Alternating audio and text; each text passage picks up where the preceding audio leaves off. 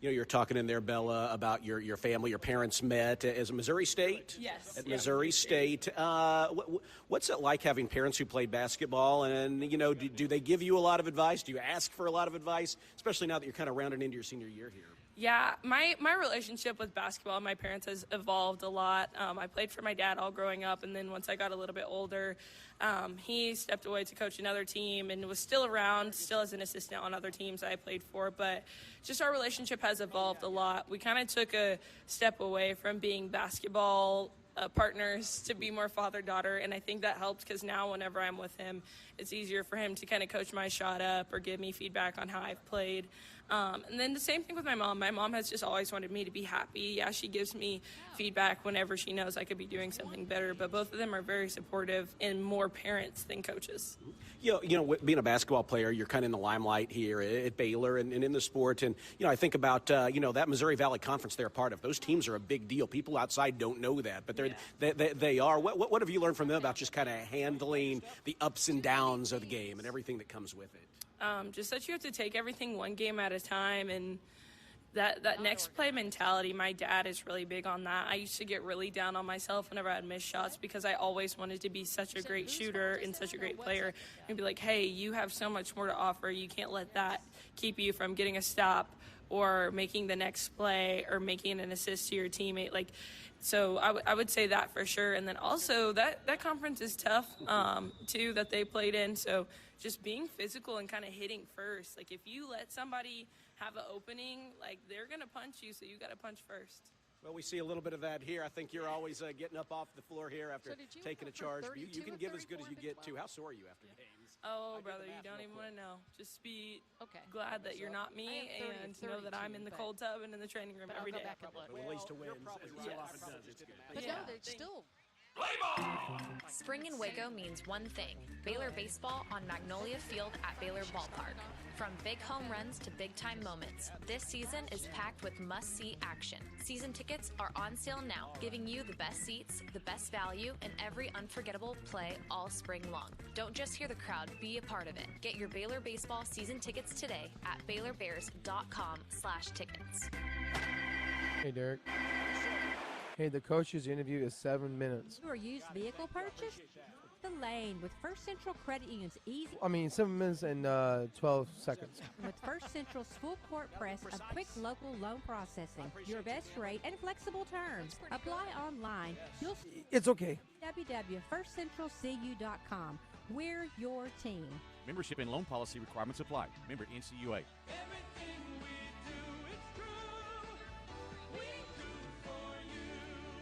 We don't just build trucks.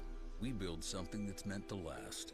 That's why the 2026 Toyota Tundra isn't just built in Texas. It's built by Texas, which means the Tundra is built to tough it out and to take it easy. Built to carry tradition and to make new ones. Built to roll with the punches and to go the distance. Built stronger, built louder, built here. The 2026 Toyota Tundra. Built in Texas, driven everywhere. Test drive at your local Toyota dealer or visit Toyota.com today. Right now, qualified lessees can lease a rugged new 2026 Tundra SR5 for $519 a month for 36 months, with $49.99 due at signing. Toyota, let's go places. Feature availability differs based on trim. See Toyota.com for offer details. Offer available in select states and ends 3/2/26. You're listening to Baylor Women's Basketball on the Baylor Sports Media Network. First place Bears look to keep it going here and on the home floor at Foster Pavilion as they take on Arizona State today. So we welcome you back into Conecuh Sausage Countdown to tip-off. Conecuh Sausage is made from the finest cuts of pork, their patented blend of seasonings, and smoked over a pure hickory fire for that true hickory smoked southern flavor. Conecuh Sausage is always great on the grill and perfect for tailgating. Pick up a pack and enjoy your family's favorite recipes at any meal of the day. Conecuh Sausage, a game day tradition and the official smoked sausage of the Baylor Bears. You know, Laura, you look at Baylor's schedule here the rest of the way. You know, I would say there might be a couple of games that on paper you're like, man, Baylor, it would be a big, big disappointment if they don't win. This is not one of those games. This is a game Baylor should win, protect the home floor. But this is a resurgent Arizona State team in their first year under head coach Molly Miller. They won their first 15 games. They turned teams over. Baylor played into West Virginia's hands on Sunday. A big key to being where they want to be at the end of the day is not to play into their hands and protect the basketball today. Well, they're number 2 in the Big 12 in turnovers forced per game, so they average 20.5 turnovers a game. That's a lot. They're number 2 in the Big 12 in steals. Again, we talked about that, 10.5. And 4th in the Big 12 in scoring defense at 58.2 points per game. So that is number 1 on the keys to this basketball game.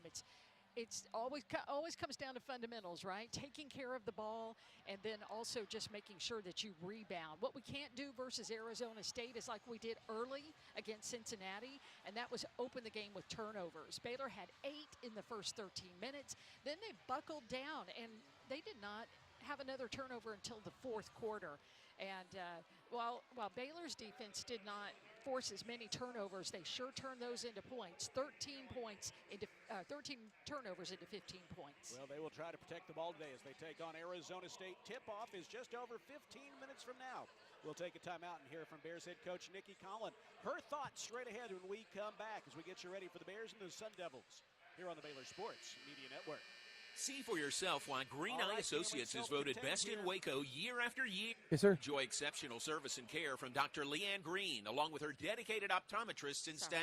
Receive trustworthy insights about your eye health. Enjoy the impressive variety of contacts and eyewear, and work with the most experienced optical team in Waco. Don't miss the new state-of-the-art dry eye therapies that rejuvenate the eyes, face, and neck areas with safe, non-invasive treatments to restore comfort and quality of life. Visit greeneyeassociates.com. Green Eye Associates, official optometrist of Baylor Athletics. When you strive for greatness, you have a target on your back. When it comes to finances, we're all targets for scammers. But with the right game plan, you can protect yourself. Don't get faked by fraud. Here's a tip. If you receive a call from someone claiming to be from a company, don't give them your personal information, ever. Unless you know them personally, hang up and call the company back on a verified number. This message is brought to you by Central National Bank. You hear that? That's the sound of Pepsi Zero Sugar, the better tasting, more refreshing Zero Sugar Cola. Listen to that endless pour. Pure refreshment. If it sounds this good, just imagine how it tastes. Oh yeah, so good. Pepsi Zero Sugar. Let your taste decide. Premier ER and Urgent Care has all the convenience of urgent care with all the expertise of an ER, all under one roof. At every visit, be seen by ER-trained staff with on-site lab and CT, X-ray, ultrasound, and EKG. Here, you pay for the appropriate level of care that you receive, and we are in-network with most major insurance providers. Premier ER and Urgent Care has 4 convenient locations serving Texas: San Marcos, Temple, Waco, and Woodway. To learn more, visit www.premier.care. You're listening to Baylor Women's Basketball on the Baylor Sports Media Network. Back home at Foster Pavilion today, it is Baylor and Arizona State. The Bears coming off of a road trip concluded with a win over Cincinnati. It's time for our pregame visit with head coach Nikki Colin. And, you know, Nikki, you got the win on Wednesday night in Cincinnati, 76-70, a hard-fought win against a scrappy Cincinnati team. You know, you talked a lot about the defense. Cincinnati was able to score against the Bears in the second half. Are there areas that are applicable to this game that you want to see the team pick it up on, where you're like, you know, what we saw in that game wasn't Baylor defense as we have? Yeah, I just don't think we played with great energy at the defensive end. I think when we're playing, and I saw moments of it in the first quarter. I thought our offense, didn't get off the bus in the first quarter, but I thought defensively we made a few mistakes that really hurt us. But I thought our energy, our denial, they couldn't get to shots, and that's what we have to let our defense, dictate the game with ball pressure, with denial, with rim protection. But it's always going to start with, can we deny one pass away? Can we make them play to secondary actions instead of move the ball around however they want to move it around? And I think that, to me, as the game went along, we just let them Cincinnati make any pass they wanted. which allowed them to get paint points and get the ball inside. And, so that's where I think we have to be better is just our energy at the defensive end. As we get deeper into the year, teams obviously know well what Talia Scott can do. We saw West Virginia really try to apply tough defense to take her out of the flow of the offense. As teams work to do that, you need scoring elsewhere. Has it been meaningful that Bella's been getting to the line? She's averaging about 13 points a game over the last 5. Not necessarily a huge number, but it seems like some aggressiveness to find points different ways. Yeah, I just think Bella getting to the line is important. I mean, she's, shooting the ball really well at the line, so it's when she gets there, she's productive, and when she doesn't shoot the ball as well as she wants to, or we want her to from 3, it's a way for her to score. And, putting the ball on the floor, getting on the offensive glass, it would be great to see her get some more and ones. I think she's getting to the front of the rim and, just got to take her time because she's a physical specimen. She has the ability to play through contact. She has the ability to finish over people and through people, and so, I think it should be part of her game and a really effective part of her game, and so I think anywhere that we can get points from that starting lineup outside of Talia is super valuable, and it's going to change from game to game depending on how we're being played. Obviously, Jana got shots against the zone and made shots against the zone. Against Houston, Bugs, had points because she was slipping into space. And so it's really going to be dictated by what is our opponent doing, what are they giving us, and are we doing a good job of taking advantage what the defense is giving us. It is Baylor and Arizona State today from Foster Pavilion. We're visiting with head coach Nikki Colin. And Nikki, Arizona State, you look at their numbers, certainly the number of turnovers that they force stands out. I want to ask you about that, but first, Molly Miller, their head coach, we saw her last year in the NCAA tournament when she was with GCU. If we're to watch film from that game or their games at GCU, how similar is what Arizona State does to what the Antelopes did last year? Yeah, it's almost exactly the same. She brought Jason Glover with her assistant that, kind of leans in on the offensive side. So still going to see a lot of pistol, a lot of double drag, a lot of stagger actions at the offensive end. And then Molly Miller has always been someone known for her defense and building her team, on the defensive side of the ball and being really aggressive, really, really handsy, really attacking the ball on dribble penetration with multiple bodies. And so, ironically, they're a team, wins and losses, they actually force the same number of turnovers, which is kind of strange, of 18 wins versus 5 losses. You would think how they play, that would be an indicator, but it really comes down to, do you do a good job of keeping them out of the paint and easy paint points, and do you shoot the ball a little bit more efficiently than they want you to? Like, I think they do such a good job on the first side of the floor.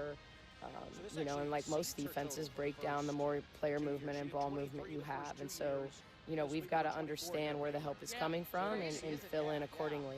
I thought a year ago when we played GCU, I thought as the game went along, we understood kind of where they were coming from. But we also had an Aaronette Vonleh who gave us a decided advantage in the paint against them and forced them into a lot of help side actions that got us open threes on the backside. So we're not the same team, just like they're not the same team, but philosophically they're doing the same things offensively and defensively. You talk a lot about poise. The team needs to show poise when you've got a team that works to force turnovers or that does play, we'll say, aggressive style defenses. What does poise look like on the floor? These veterans have been there before, but what do you want to see? I want to get more specific. Like, where do you want to see the poise most show itself against this team? Yeah, I just think, we have to do a good job getting open. They will deny one pass away. So if we want to be effective moving the basketball, we've got to work to get catches.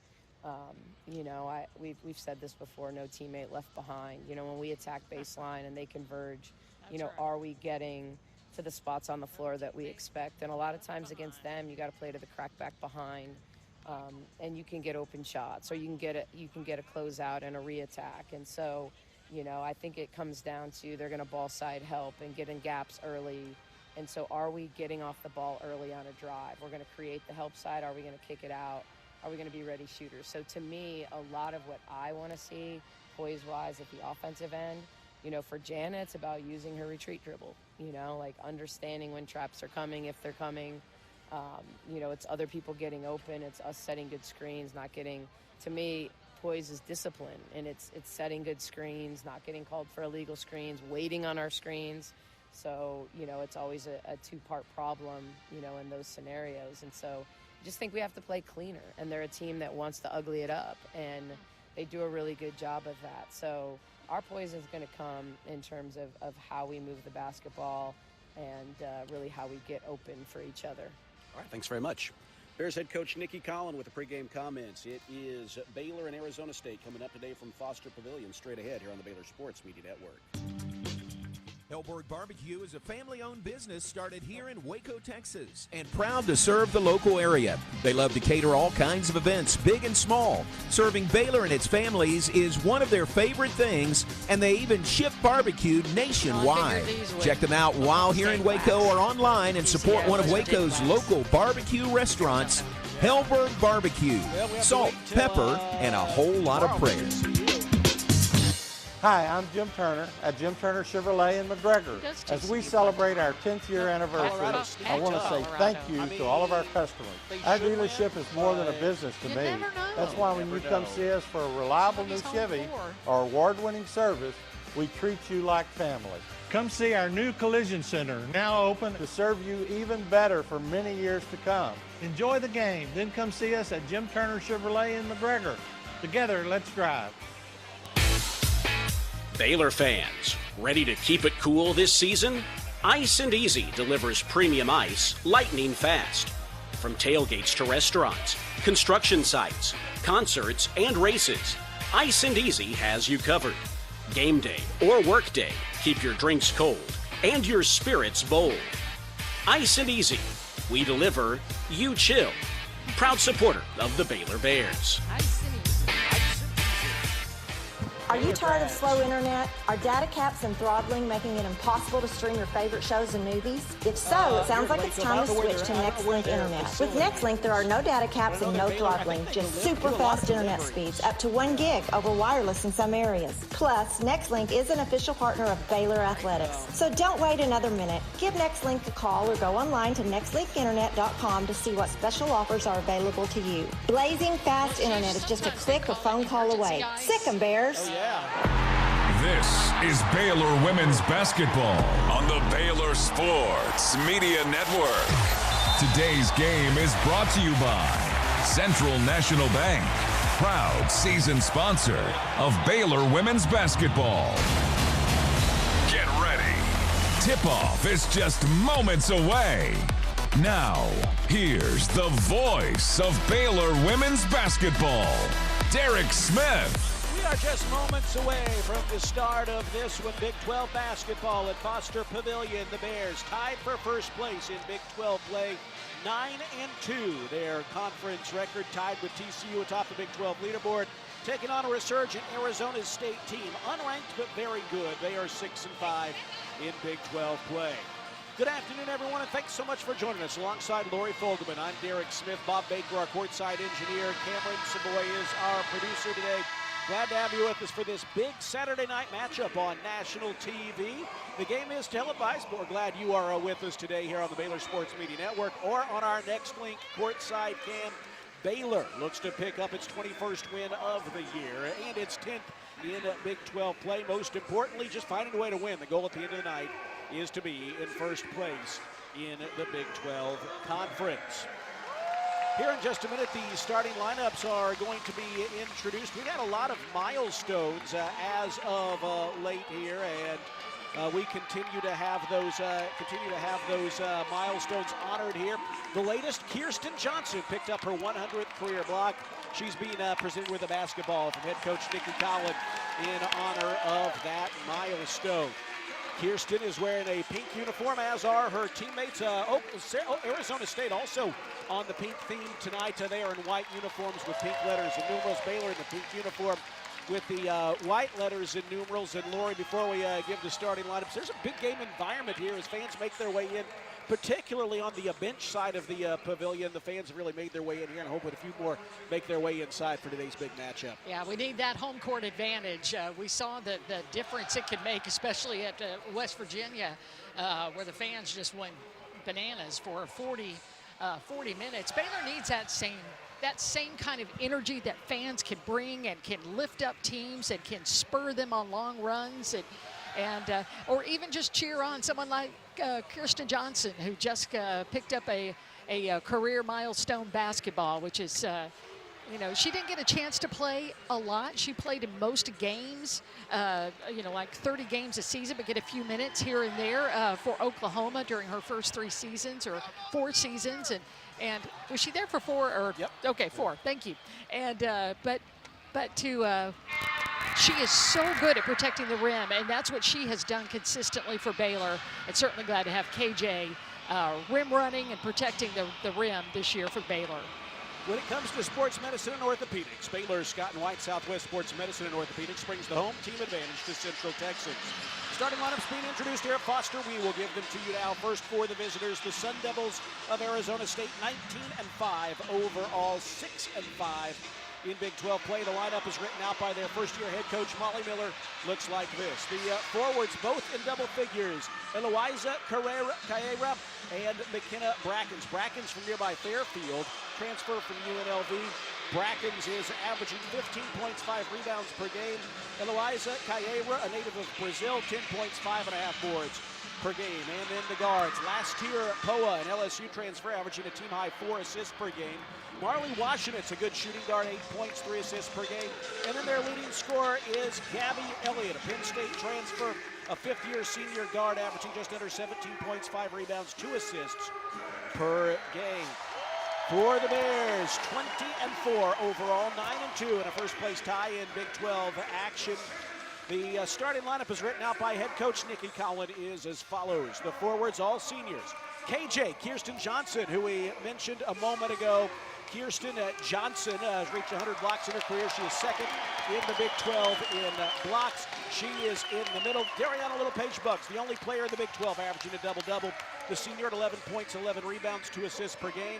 And then Bella Fauntleroy is on a hot streak here. She is averaging 10 points, 5.5 assists, 5.5 rebounds rather, a steal as well per game to go along with nearly 2 blocks. And then the guards, Talia Scott and Jenna Van Geitenbeek. Talia Scott averaging 20.5 points, 3 assists per game. Jenna Van Geitenbeek, top 12 in the nation in assists, 6 of them per game for the senior. So again, for Arizona State, Elliott, Washington, Poa, Kaira, and McBrackens. For the Bears, Van Geitenbeek, Scott, Fauntleroy, Little Page Bugs, and Johnson, Kirsten Johnson.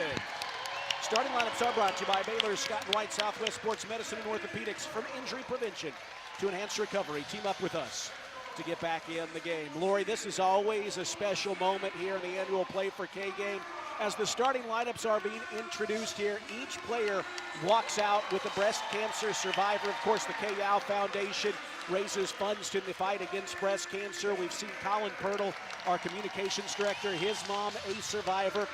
Bethany Williams, a good friend of my wife, Veronica, from Central National Bank, our season presenting sponsor, fighting breast cancer right now, and numerous other women walking out with players. It's a special thing. Yeah, what strikes you so much is when you know them, when they are walking in and to see the word survivor behind them or undergoing it right now, that battle against breast cancer and bringing awareness to breast health in this game. We're thankful for Coach Kay Yao, who made this one of her missions.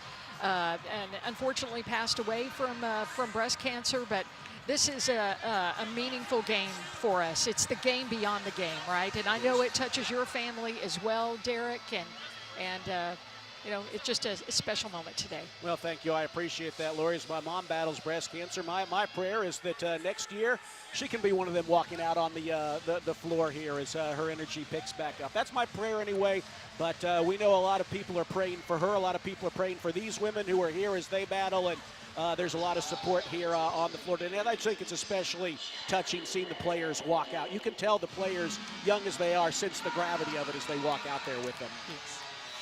Well, just about ready to get things started. Baylor and Arizona State coming up here at Foster Pavilion, National TV, FS1.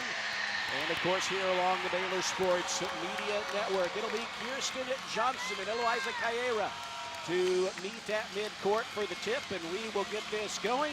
Both teams wearing pink and white. Baylor, pink jerseys, white letters and numerals. Arizona State, pink letters and numerals, and white jerseys. So we are just about ready to get this going. Good crowd here on hand at Foster Pavilion for today's matchup as the Bears look to maintain their spot in first place in the conference.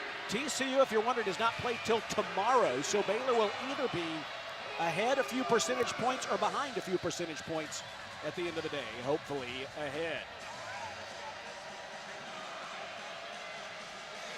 Nice to be here on a Saturday. We played a lot of Sunday afternoon games, but there's some extra energy in the building here on this Saturday evening national TV. And in fact, most of Baylor's weekend games the rest of the way do happen to be on Saturdays here at home. All right, here we go. Kirsten Johnson and Eloisa Cayeira meet at midcourt. KJ wins the tip, and here come the Bears, who will begin on offense. Jana Van Guytenbeek hands it off to Bella Fauntleroy, who swings it high right side to Leah Scott. Scott puts it on the floor, wants to dribble, swings it outside to Bugs. Bugs swings the elbows and kicks it further in the right wing to Bella Fauntleroy. Fauntleroy drives the baseline, kicks it in the corner. Extra pass to Van Guytenbeek. Shot clock at single digits. Bugs on the drive, attacking the bucket, swings the elbows, hooks it up and in with the left hand. Well, that was just a determined Dariana Littlepage Bugs. So good with her footwork to be able to find a great avenue to the basket. They always script the first play of the game. I think Arizona State messed up what they were trying to do, but Dariana Littlepage Bugs fixed it anyway. Now a pull-up jumper by Arizona State's Gabby Elliott is good. She's their leading scorer at 17 per game, and she hits from the left That's elbow. what she likes to do. Pull mid-range pull-up jumpers. Here is Bella Fauntleroy with it back the other way for the Bears. Dribbles with the right hand. Shot clock has already been eaten in half. Now to Leah Scott high along the right wing. Swings it to Bugs. Bugs looks left. Fakes a handoff. Flips it out to Fauntleroy. Lets the three fly. It's an air ball, and it's out of bounds to the Sun Devils. Well, let's see. It's going to stay with the Bears, though. It looks like the Sun Devils touched it last. And so the Bears will have 4.4 seconds left on the shot clock to clear a good look. It'll be Guytenbeek playing it out. Talia Scott is knocked to the floor by Gabby Elliott, who helps her back up. That foul will actually go against Eloisa Cayeira. Cayeira with her first, the team's first. And that's going to give the Bears about 15 more seconds with which to shoot here. They were in a dwindling shot clock situation, but that foul gives them more time with which to work as Van Guytenbeek plays it in again from the baseline. Looking, lobs it in up top to Talia Scott, being guarded by Gabby Elliott. The two teams' leading scorers on each other. A retreat behind the arc, a three off the dribble, in and out by Talia Scott. Rebound knocked out of bounds to Arizona State. Boy, Talia's three rattled out, and it's going to go back the Sun Devils' way. And I thought it was a great look for Bugs at an offensive board. I think Brackens just came behind her and just made it very difficult for her. Poa shot puts a three from the left side from Arizona State, too strong. Bugs gathers in another rebound, and here comes Van Guytenbeek. Score tied at 2, just about 2 minutes into this one. Bugs fakes a handoff, kicks it outside to KJ. She'll let a three fly. Didn't quite have her feet set. It's no good. The chase for the rebound looks like Arizona State may have held, but no call. And here come the Sun Devils. Poa, tall point guard again. Has it at the top of the key. Slips inside, gets to the bucket, and finishes. Last year, Poa, an LSU transfer, came to the U.S. from Australia, averages 4.5 points and a team-high 4 assists per game. She gives Arizona State the lead here at 4-2. Here is Bella Fauntleroy taking the handoff from Van Guytenbeek as the Bears are back on the offensive attack. Bella takes the handoff behind the screen from Bucks, launches a three, banks it too hard. Rebound kicks out to Poa, and here come the Sun Devils, up by a score of 4-2.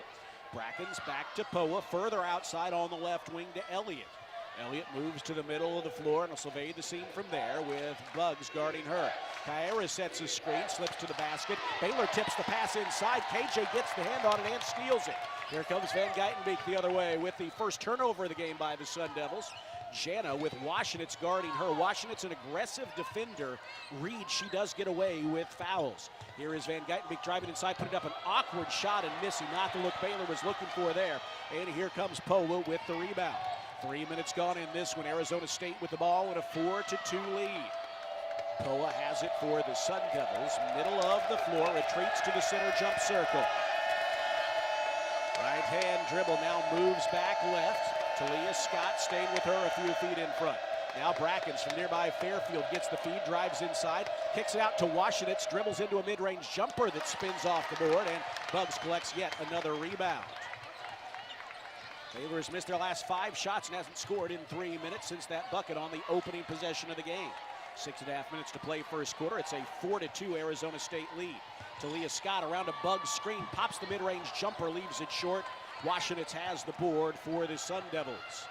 Just about 4 minutes gone here. Poa hesitates, bangs into Talia Scott, and they call the offensive foul on Poa.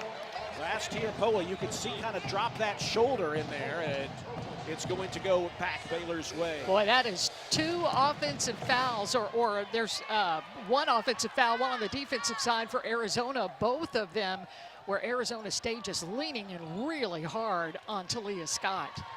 Jana Van Geitenbeek catches the pass, pops a 3, and hits it into Bears the lead. Well, she just continues what she did against Cincinnati after she scored 19 points, and she was so good from the 3-point line with that. I think she had 5 3-pointers, just 1 off her career high.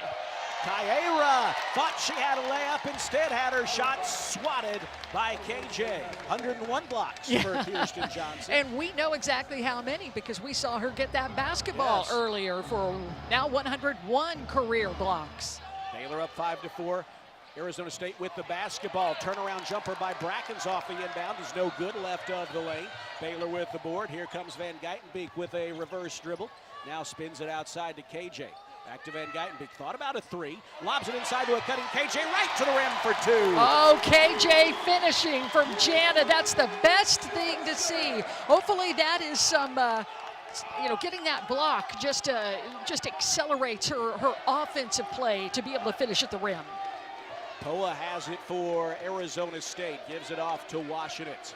Baylor is up 7-4 here halfway through the first quarter, and there's a foul called on the Bears. The Baylor bench jumped up in excitement at first after the contact between the 2 players, drew the whistle, but it went against Bella Fauntleroy. Arizona State will bring in 6'2" Deborah Davenport off the bench in place of Eloisa Kyra. Foul on Bella, her first. Yeah, and watch for Davenport, too, because she had a career-high 18 points in their win last week against Oklahoma State. Poa plays it in from the baseline, lobs it to Washenitz on the right side of the arc. Here's a kick into the corner. Davenport is open and misses the 3. Bug swoops in for another rebound. That is 3 of them for her in the first 5 minutes of this game. Baylor with the ball in a 7-4 lead. Van Geitenbeek scoops it off to Bella Fauntleroy, puts up a runner, draws the foul. Free throws forthcoming after our first quarter media timeout. The foul on Gabby Elliott, her first, and the team's 3rd. The 2025-26 women's basketball season is presented by Central National Bank. Proudly serving Central Texans in Waco, Temple, and Austin. Bank different. Bank Central. Central National Bank. Baylor 7, Arizona State 4. That's our score halfway through the first quarter on the Baylor Sports Media Network. Fox Sports Radio, 93.9 K230 CK and KRMX HD3 Waco. Serving Texas since 2007, Magnolia Realty is a full-service brokerage led by expert industry knowledge and a commitment to community. With kindness and integrity at the forefront, every agent is equipped to help you navigate the market and make the real estate journey your own. Whether buying or selling, feel supported with an award-winning agent at your side from first offer to contract and close. Magnolia Realty serves cities including Waco, Dallas, Fort Worth, Austin, San Antonio, Temple. Learn more at magnoliarealty.com. When you strive for greatness, you have a target on your back. When it comes to finances, we're all targets for scammers. But with the right game plan, you can protect yourself. Don't get faked by fraud. Here's a tip. If you get a call saying they're going to lock you in jail for missing jury duty unless you pay a fine, that's fake. Scammers use scare tactics to force you to act without thinking. Just hang up the phone. This message is brought to you by Central National Bank. You're listening to Baylor Women's Basketball on the Baylor Sports Media Network. Here at Foster Pavilion, where the Bears went through a scoring drought from about the first, after scoring on the first possession, they went 3 minutes without a bucket, but they have hit their last 2 shots. Meanwhile, they've held Arizona State without a point for the last 3 minutes and 5 seconds, and as such, have a 7-4 lead with Bella Fauntleroy free throws coming here out of the first quarter media timeout. 7-4 Bears. And Lori, we talked about Bella Fauntleroy and her free throw shooting. She's been getting in the line with regularity, right at 90% in Big 12 play. And you know, her shot has been a little off this year, no question about that. But she can attack the bucket. She's hard to slow down. And often teams have been forced to foul her in trying to do that, and it's worked very well for her and the Bears. Yeah, and because she's shooting so well, it really does work very well. In Big 12 play, 30 of 32 from the free throw line, and so she on the season is about 89%. But what an interesting trajectory that she has had throughout her career. She was 65% from the free throw line. Then Bella was 71% her sophomore year, just 59% as a junior. And which is not like her. It's not at all. And you can see watching her, she is methodical. She has worked on it. She is focused when she gets to the free throw line. And that's just bonus for Baylor and bonus for Bella. Bella Fauntleroy going to the free throw line out of the timeout. First free throws of the game for either team. And before the game this week, we learned that Ella Brow, a first-year player with the Bears, transfer from SMU. She is one of a number of people, as the first free throw is good, who is donating $10 during this stretch here for every made Baylor three-pointer to the K-Yow Cancer Fund. And really nice to see her doing that. We learned that in her native Australia. She had a former basketball friend, teammate, and acquaintance, a very young woman who passed away of breast cancer. So this is meaningful to her as Bella hits both free throws here. Just nice to see her giving in that way. Yeah, near and dear to her heart. And also, Baylor fans can do that as well. You can donate however much you want. Here's a runner by Poen, no, but a reach-in foul will send her to the free throw line. Yeah, however much you would like to donate per made three throughout $1, $10, yep, $5, whatever you want to do. Yep. And that it was Brackens, I beg your pardon, who was fouled there. Brackens, a 71% free throw shooter, goes to the line. It is a 9-4 Baylor lead. Brackens trying to cut into it. First shot is up, and it is good. Her father, Tony Brackens, an NFL veteran from Fairfield. She grew up here, what's that, about 70 miles away from here, Lori, 60 or 70 miles here along I-45. Second free throw also good. She hit them both. And it's a 9-6 Baylor lead. 4:42 to play. Here's some backcourt pressure. Now Arizona State backs off. So far, Baylor has not turned the ball over. Arizona State has given it up twice. Jana Van Geitenbeek to the middle of the floor. Spins it over to Buggs. Drives inside. Back out to Van Geitenbeek. Off the bench, Amaya Williams guarding her. Jana on the drive, 10 to shoot for the Bears. KJ now gives it to Talia Scott. Talia wants to shoot behind the screen. Finds a cutting KJ. A lot of contact, no whistle as her shot is blocked.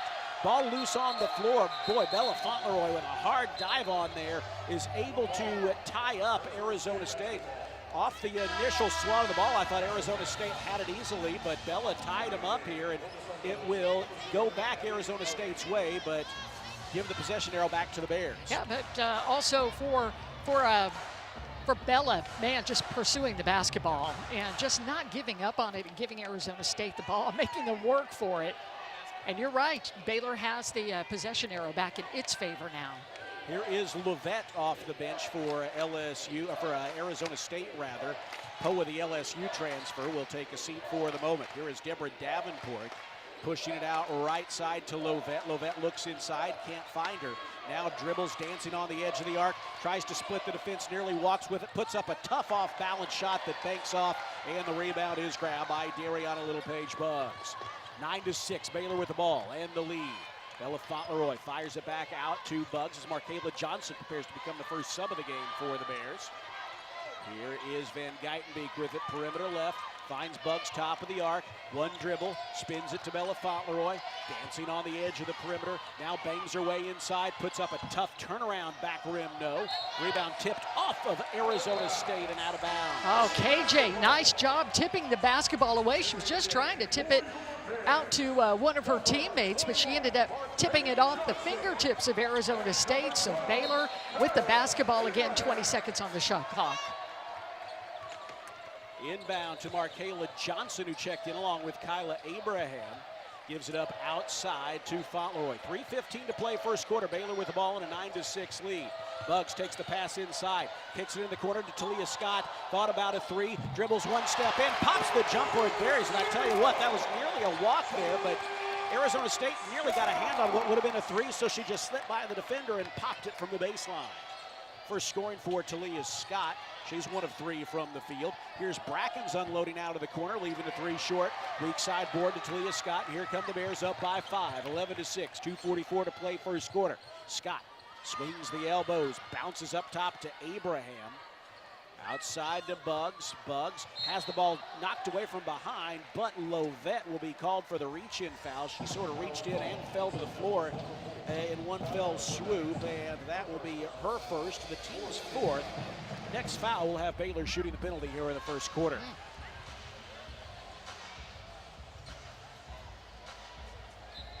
Bella will play it in from the sideline, spins it into Talia Scott, double teamed in the corner, lobs it down low to Bella Fauntleroy, throws a pass past Markayla Johnson. She is able to hustle though and chase it down near midcourt before a backcourt violation. Single digits now on the shot clock as Buggs has it on the left edge, kicks it out to Bella, 3 to shoot, 2 to shoot. She is going to have to force it up, and the Bears will not get a shot off as she scooped it out to Talia Scott with no room to maneuver. Well, Arizona State just pushed Baylor out along the perimeter, and they just could not find any daylight whatsoever, so it's a turnover. Baylor 11, Arizona State 6. The two teams are a combined 6 of 21 from the field here in the early going with just over 2 minutes to play in the first. Brackens takes the feed inside, puts up a turnaround jumper, no, but draws a reach-in foul. That will go against Ariana Littlepage Buggs, her first, team second. I tell you what, you have to be ready. She likes the turnaround jumper, and she even talked about in one of their videos, what does she do best? It's the turnaround jumper, and you kind of got to be ready. If you put your arm up, she might just fire a turnaround jumper up there and draw the contact. Yeah, I think that's twice that Baylor's just come down on her. Yuting Dunn is in for the Bears now as Brackens misses the first. He hit the front rim, back rim, and then bounced out. Bello will catch her breath with Yuting Dunn, and Dunn has been quiet as of late. 6 straight games in single digits. She is averaging 7 points, 2 rebounds a contest off the bench. One more foul shot coming for Brackens, no good. She missed them both. And Buggs in a crowd grabs the board. Talia Scott outlets it ahead to Yuting Dunn, drives hard to the basket, but left throw runner short. And Brackens collects for Arizona State, races into the front court on the left wing, swings it outside. Here is Elliott faking a shot, driving in, and an offensive foul is called on the Sun Devils. Or did she simply lose it out of bounds? I think she simply lost it out of bounds. Beg your pardon, that is the case. Just a turnover. She drove inside with really nowhere to go and lost the ball out of bounds. Jenna Van Geitenbeek will get a moment to rest here as the Bears will bring Buggs back, or Talia Scott back in off the bench. Markayla Johnson has it, right edge, under 100 seconds to play. She pops a mid-range jumper off the curl and hits. Markayla Johnson hits her first shot off the bench, and the Baylor lead is 7 at 13-6. Again, strong, just finding the middle of the paint and that heavy step and jump. She's good at that and starting to feel confident again, hitting that mid-range jumper. Kyra back in for Arizona State. Extra pass in the corner. Elliott open for three, and she shoots it off the side of the backboard. Rebound with the shot clock still moving. Karam's all the way out to the edge. Elliott gets it again, tries a step back and hits. Boy, with the shot clock about to expire. Oh, the Baylor just got to get out there. You know, that's we saw that a couple of times against Cincinnati, and it's just frustrating when that happens. Baylor 13, Arizona State 9. The Bears with the basketball, under a minute to play first quarter. Here's Buggs at the free throw line, slipping inside, putting up a tough follow away with the left hand and in. Buggs with 4 points and 5 first quarter boards. Baylor back up by 6, 15-9. 32 seconds to play first quarter, 9 seconds between the clocks. It is Lovett popping a mid-range jumper in and out.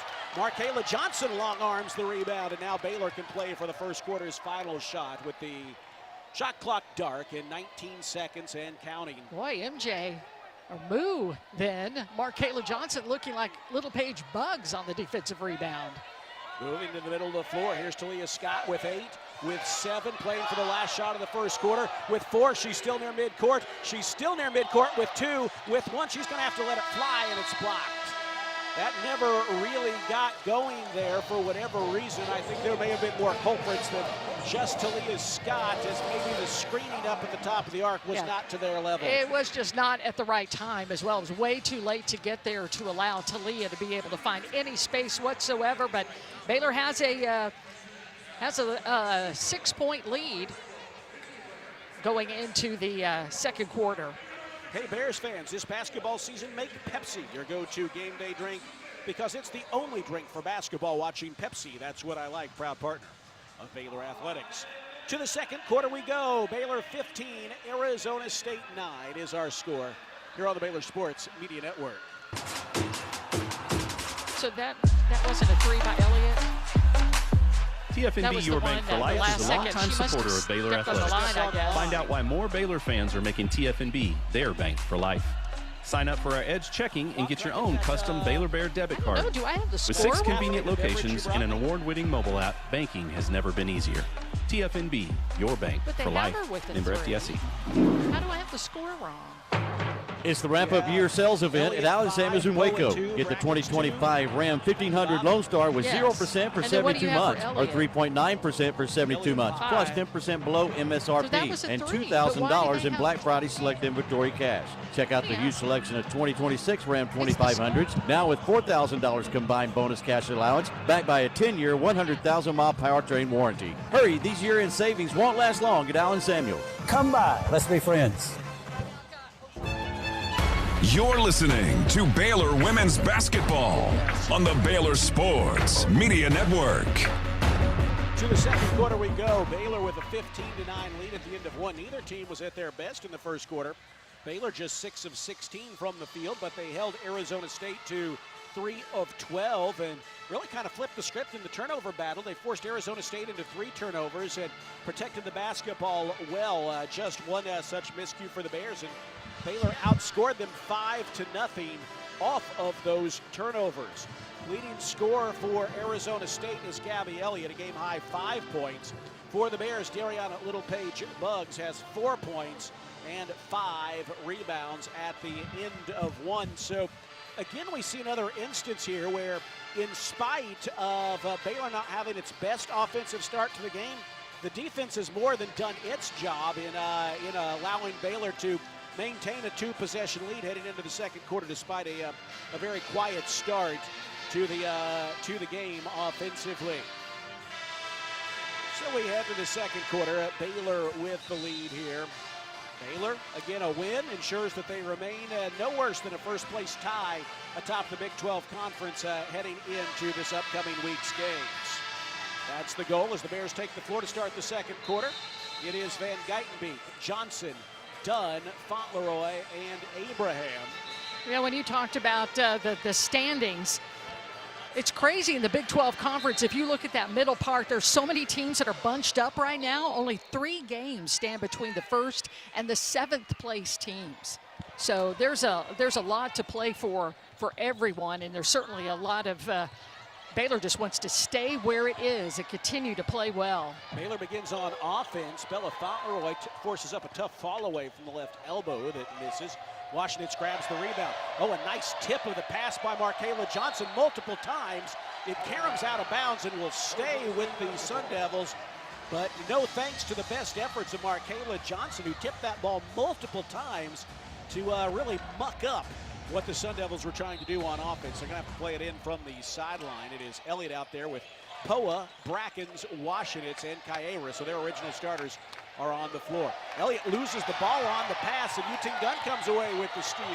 Here come the Bears up by 6. Dunn finds Van Geitenbeek, who swings it middle of the floor to Fauntleroy on the edge. Now here is Markayla Johnson to Abraham. Abraham puts it on the floor, hands it around to Van Geitenbeek coming off a screen. Kicks it in the corner to Markayla Johnson. Catches the tip pass, but is too strong on the 3, and Kaira grabs the board. Now Washinitz racing into the front court for the Sun Devils. She's their shooting guard, a good 3-point shooter. Has the ball knocked away from behind. It's going to stay with the Sun Devils. This is the most I've seen Baylor get their hands on the ball in a long time. Tipping basketballs away, denying passes, just being really tough on the defensive end. Amaya Williams checks into spell last year Poa, the starting point guard for Molly Miller's Arizona State club. Here is Williams, down low to Elliott, who tries to hook her way in on Bella Fauntleroy and gets the flip to fall. That cuts the Baylor lead to 4 at 15-11. Van Geitenbeek weaves into the front court, head fakes a 3, spins it out to Bella, catch and shoot, but the 3 is no good. Abraham fights for the rebound, but Brackens comes away with it. Baylor is just 1 of 8 from beyond the arc here in the early going, as Bella has missed her first 5 shots from the floor. Williams, no one to give it to. Finally, Elliott is there to take the pass. She's going to just pop the jumper and hit it. Really didn't have a lot to do with, she had nowhere to go with the basketball. Didn't even fire that off the dribble, just kind of flung it up towards the bucket and in. We had 2 straight baskets by Arizona State have cut the Baylor lead to 2 at 15-13. Minute 45 gone, second quarter. Abraham puts it on the floor. Wants to drive on Kaira, gets inside, and Kaira fouls her. Kaira blocked the shot from behind, but drew a whole lot of skin there on the swipe. And so that will send Abraham to the line as Bella Fauntleroy, Darren Littlepage Buggs checks in for Bella Fauntleroy. You know, Kyla with the foul, her second, team's first. You know, she had a good game, a strong game against Cincinnati, including being a career best 5 for 7 from the free throw line. She also had those 5 big rebounds, including the clinching defensive rebound just in a crowd. Misses that first free throw, though. One more coming here for Kyla. 53% on this season. One more coming. Online, but too strong, and the rebound is pulled down by Williams. 15-13. Baylor with the lead. Arizona State with possession. Williams bounces to the right edge, lobs it to Elliott. Elliott is their leading scorer. She's got 9 points, a game-high total. She's still got it now. Washington has it at the top of the key. Retreats beyond the 3-point arc. Here's a screen set by the Italy native Maria Fantini. And the shot is missed by Washington, but Arizona State with an offensive board. They're going to get another look at it here as Elliott stalks on the perimeter, dribbles into a 3 and misses back rim. Rebound tipped around, and Buggs predictably comes away with it. Jenna Van Geitenbeek into the front court. Yuting Dunn takes the feed, gives it to Abraham, who turns and faces the basket, fires a high pass to Buggs. Now Markayla Johnson dancing on the perimeter, gives it back to Abraham. There's Jenna Van Geitenbeek open for 3, taking the feed, but she's too strong on the 3. Brackens with a push-off to grab the rebound. You know, that's how you stop her from stop Buggs from getting a rebound. You just push her out of the way. Brackens misses a 3 in transition. Arizona State grabs the offensive rebound, but then the Bears tip it away. Racing back the other way, here's a pull-up jumper from Markayla Johnson. The Bears really didn't need there, and it's no good. Yeah, you had Arizona State on its heels. You just needed to move that basketball around and get a good look. Baylor still has yet to score in this second quarter. Still, though, maintaining a 15-13 lead as Kaylin Nelms prepares to check in for the first time. The sophomore out of Miami. Here is Williams with the shot clock at single digits for the Sun Devils. Williams thought about launching a three. Instead fires to Washenitz with 5 to shoot, 4 to shoot. Leans in, has her shot blocked by Abraham. And now Arizona State will not clear a shot as they pick up the loose ball. I don't even know, Lori, if Abraham actually intended to block that shot. But with her back to the player, she stuck her hand out, and the ball met the hand and knocked back to the floor. You know, when you've got that long reach and you know you just have to disrupt in some way, whether you're conscious of it or not. And you look at the replay right now, and no, she was looking, but she just used that right hand. And she was. And that was a rejection when Baylor needed one. Arizona State has got 2 minutes and 9 seconds without a point. Baylor looking for its first scoring of the second quarter as Talia Scott's back in. She lobs it down low to Kaylin Nelms. Nelms leans in and flips it in from the left line. How about that? Kaylin Nelms checks in off the bench. She provides instant offense. You know, she's so good also around the rim, but she used her strength. Nearly a steal by the Bears, but Arizona State keeps it. Here's a drive by Elliott. An extra pass out to Washenitz for a long three that's in and out. Fantini with the offensive rebound. She's the tallest player on the floor. She makes a post move and flips it in with the left hand. Fantini, the 6'3" freshman out of Florence, Italy, eclipses her season scoring average with a bucket there. Here is Nelms driving inside and drawing the foul on Fantini. Fantini's first, the team's second. Comes with 5:29 to play in the opening half of basketball. The Bears with a 17-15 lead. Ella Fauroy is back in for Yuting Dunn. Ella 0 for 5 from the field, 2 of 2 from the free throw line. Jana Van Gattenbeek playing it in from the baseline, needs to find a teammate, gets it into Bella, slips into a crowd and finishes. There's her first scoring, and now an Arizona State player is down as both teams start to run back the other way. Play is blown dead by the officials after the bucket by Bella, and they're going to give Gabby Elliott a moment to get up off the floor. She appears to be in some pain here, but she's going to be all right. I don't know, let's see. Did she absorb an elbow there? No, it just looks like on the hip. You know, as Bella went in, there wasn't anything that was, but you know, that hurts. That does. That'll knock the wind out of you a little bit. That's what it is. So she's okay, though, when we're back to action. Baylor with a 4-point lead. They find Fantini inside as spins and lays it in. Fantini, a little used freshman, has 4 points off the bench for the Sun Devils. And the Baylor lead is 2 at 19-17. Talia Scott finds a cutting Nelms who rolls it in. Little driving runner is good by Nelms, who has 4 points off the bench, matching her season average. And now Arizona State turns it over. Talia Scott stood inside and drew the apparent charge there, giving it back to the Bears and bringing us to our second quarter media timeout. That was a charge, an offensive foul on Last-Tier-Poa, her second personal, and the team's third. We want to say hello to everyone watching on the Nextlink Courtside Cam. Nextlink, reliable high-speed internet for your home or business. The Baylor lead is 4 at the halfway mark of the second quarter. 21-17 Baylor over Arizona State here on the Baylor Sports Media Network. Bluebonnet Health Services has been caring for Central Texans since 2004. Bluebonnet is locally owned and operated, which allows them the most interaction with patients each and every day, promoting compassionate care and integrity. They provide hands-on attention to their patients through a staff with years of experience. Bluebonnet Health Services provides home health care, supportive care, and hospice. Remember, it's your health, your choice. Ask your doctor for Bluebonnet Health Services. Slam dunk cash with First Central Credit Union. Create a full court press with First Central's free checking that pays you cash back and refunds fees from other banks' ATMs. Enjoy free reward checking and be the MVP of a new cashback season. It's an easy bank shot. Apply online at firstcentralcu.com. We're your team. Everything we do, it's true. We do for you. Eligibility and qualifications apply. Member NCUA. You're listening to Baylor Women's Basketball on the Baylor Sports Media Network. Alongside Lori Fogelman, Derek Smith here with you, and this play for Pregame at Foster Pavilion.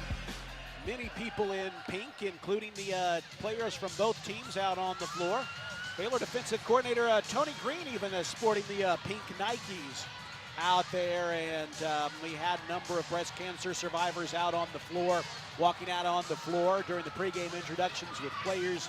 There'll be more on the court at halftime. Being treated to a good game so far. Not an offensive masterpiece by any stretch, but a hard-fought game between two teams that make defense a calling card. 4:56 to play in the first half.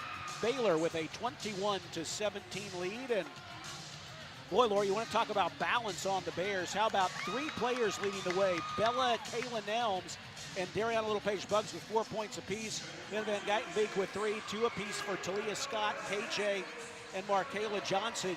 But notice one of these things is not like the other. Kayla Nelms is a leading scorer in the early going. She's come in after Baylor was really slow offensively to start the second quarter.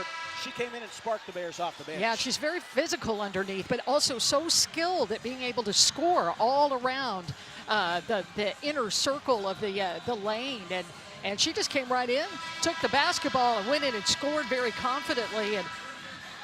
And one thing right now that you don't see on the stat sheet is the impact of Talia Scott right now. Talia just has 2 points, but she has 3 assists, and she has drawn 4 fouls in this game. She is playing the role of Bella Fauntleroy today, being a defensive stopper and really taking some pounding.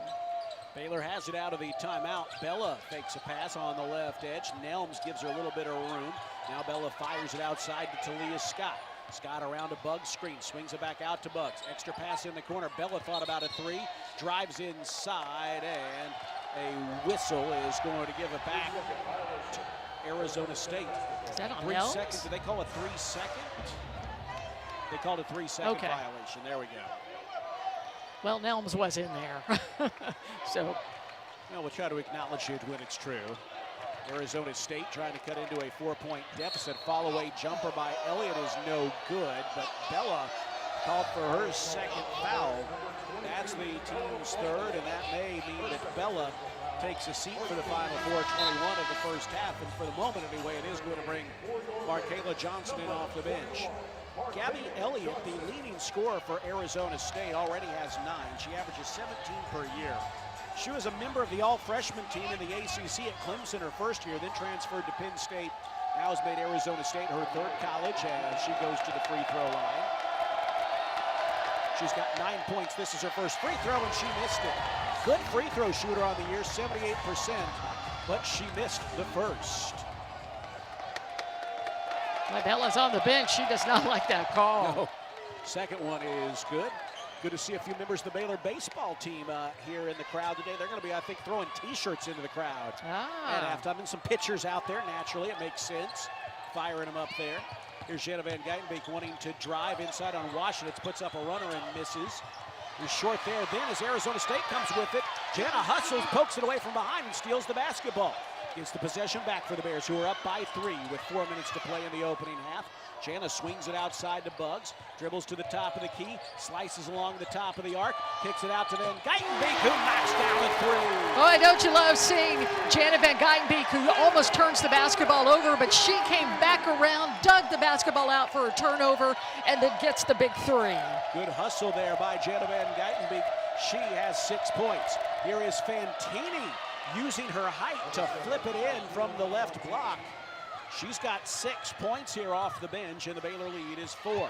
Nelms takes a pass inside, meets a double team, sends it back outside. Van Geitenbeek on the dribble, gives it to Buggs. She'll let a 3 fly. It's no good.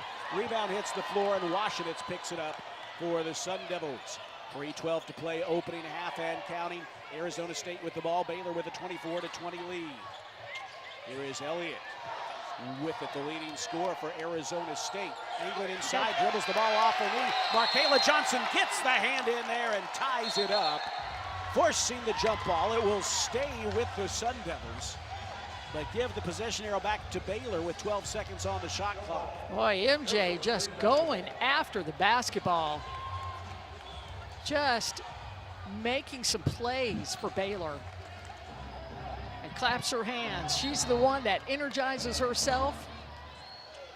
Inbound to Fantini, 6 points off the bench. She spins it to Brackens, who bounces it to Elliott.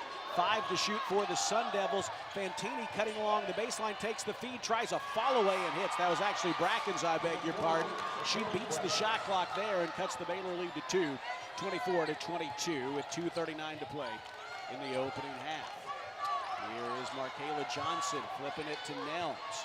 Nelms angles to the left edge, spins it to Van Geitenbeek. Jenna around the screen, lobs it back to the cutting Nelms, who's blocked but a foul. Nelms hits the deck and gets back up. The foul on Gabby Elliott is her second and the team's fourth. Arizona State is physical. They foul almost every possession and officials just can't call it all. And they called that one there as an obvious one. It's going to send Nelms to the line. 75% free throw shooter on the year. Kayla Nelms, the 6'1 sophomore for the Bears out of Miami, averages 4 points per game, and she's at 4 already. These are her first free throws since the Kansas game. First one rattles out, and she's got one more due her. Nelms with 4 points off the bench, make it 5 as she hits the second. Baylor shooting 37%. Arizona State is as well. And the Baylor lead is 3, 25-22. Just over 2 minutes to play until halftime. Here is Levette back in off the bench, knifing into a crowd, throwing wildly off the backboard. Fantini grabs the rebound, misses the putback. Rebound tipped around. Levette comes away with it, and she's fouled. Free throws are coming, and that'll be number 2 on Bugs. Boy, the inability to grab a rebound there ends up in a foul on a player that you don't want to see to have that second foul. Bugs has 2. And Kyla Abraham will check in for her. Bugs has been very active on the board so far. 7 of Baylor's 13 rebounds. Boy, Baylor getting defeated badly on the boards here. 23-13 as the first free throw by Levette is good. I was looking, to be honest, thinking Baylor is getting beat by a few, but actually 10.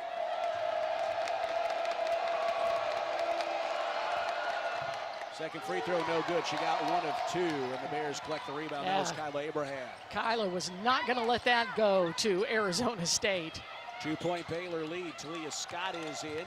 She drives to the three-point arc, harassed by Levette. Under 2 minutes to play until halftime. Nice grab by Kayla Nelms to take a pass that was really too far in front of her. And then she fights her way into the post and draws the foul. Good job by Nelms on 2 fronts there, Lori. That pass from Abraham really was about to evade her grasp, but she hustled after it, reached out, really had to kind of spear it before it went out of bounds, and then realizing she didn't have a lot of opportunities, just muscled her way inside and determinedly draw the foul. That's what she does. She has really good hands.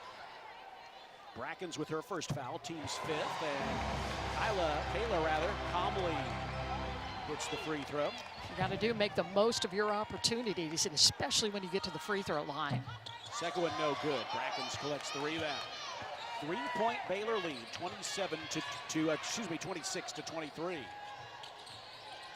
Brackens has it for the Sun Devils, driving around the perimeter, gets to the baseline, slips underneath the bucket. She's going to try a turnaround and draws the foul. Oh, that's frustrating.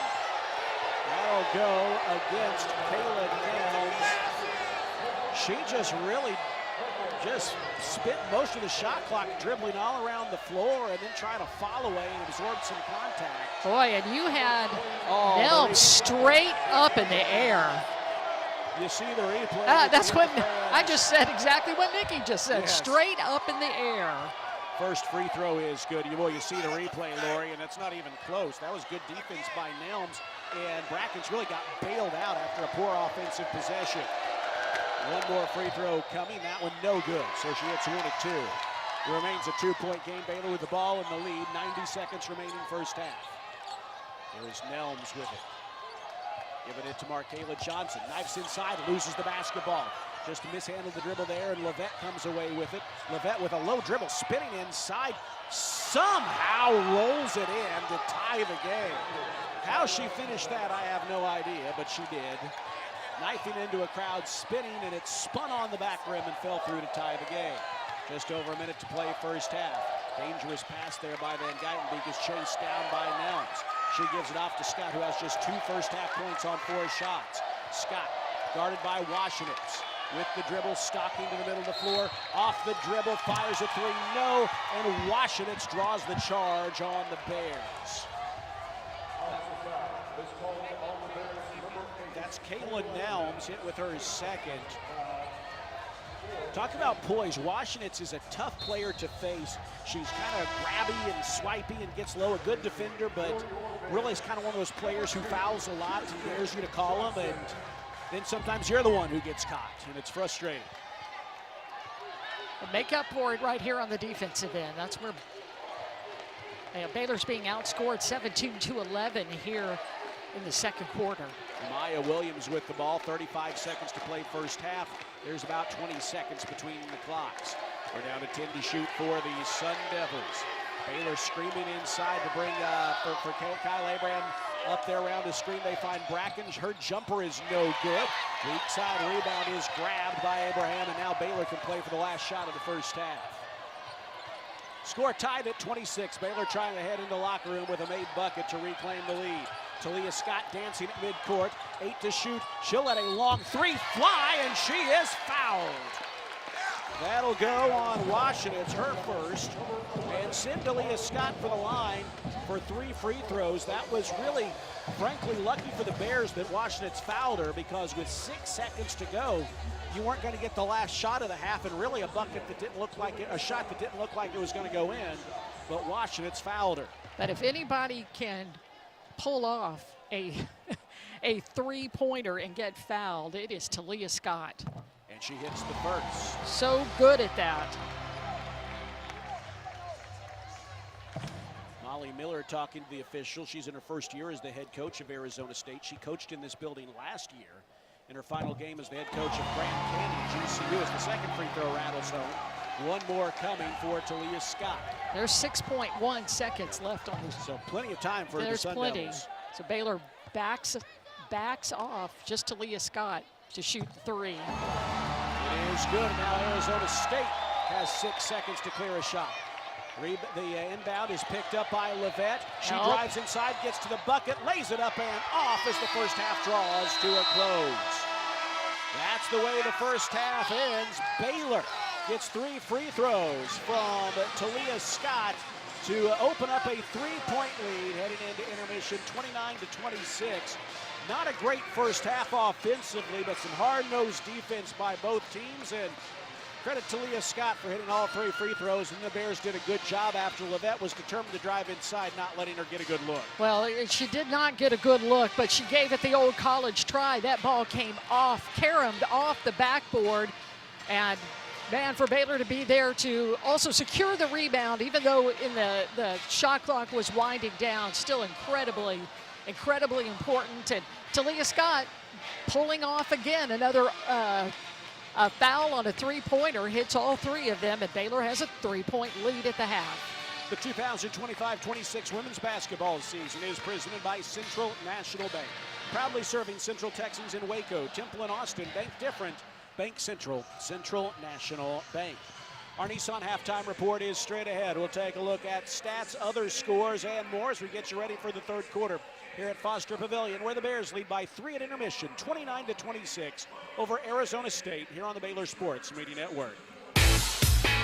Baylor fans, ready to keep it cool this season? Ice and Easy delivers premium ice, lightning fast. From tailgates to restaurants, construction sites, concerts, and races, Ice and Easy has you covered.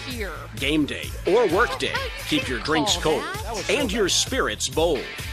Ice and Easy, we deliver, you chill. Proud supporter of the Baylor Bears.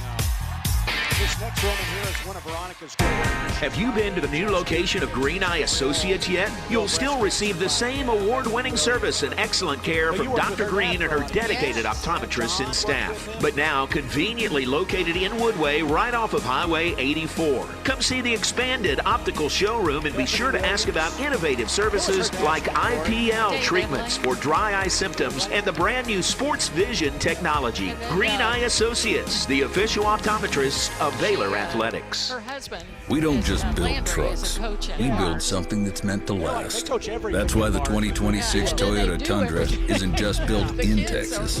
It's built by Texas, which means the Tundra is built to tough it out and to take it easy.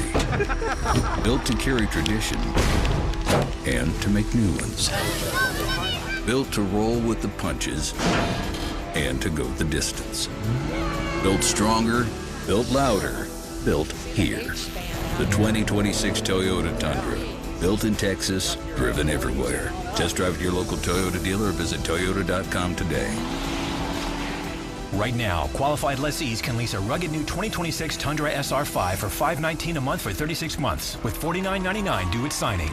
Toyota, let's go places. Feature availability differs based on trim. See toyota.com for offer details. Offer available in select states and ends 3/2/26. You're listening to live coverage of Baylor women's basketball. Now, it's time for the Nissan Halftime Show. Brought to you by Central National Bank, proud season sponsor of Baylor women's basketball. Texas Farm Bureau Insurance, championship partner of Baylor Athletics. Visit Texas Farm Bureau Insurance online to find a local agent today. Nissan, innovation that excites. Libman, America's trusted brand name in cleaning. Premier ER and Urgent Care. Feel better now. Stay tuned as we break down the first half. Check in on scores and more. All coming up on the Baylor Sports Media Network. Back here at halftime in Foster Pavilion, where the Bears maintain a slim lead over the Arizona State Sun Devils. 29-26 the score at intermission. Neither team shooting above 37%, but it is the Bears with the defense. It's been just a little bit better here, who have the three-point lead. Derek Smith, Lori Fogelman back here inside Foster Pavilion. Bob Baker, our engineer. Cameron Savoy is our producer at our studios. They just honored the women on the floor who walked out with the players in the pregame interview, and now all women here in the fight against breast cancer. It's a nice moment here, and again, good portion of the Foster Pavilion crowd in pink today, along with the players from both teams.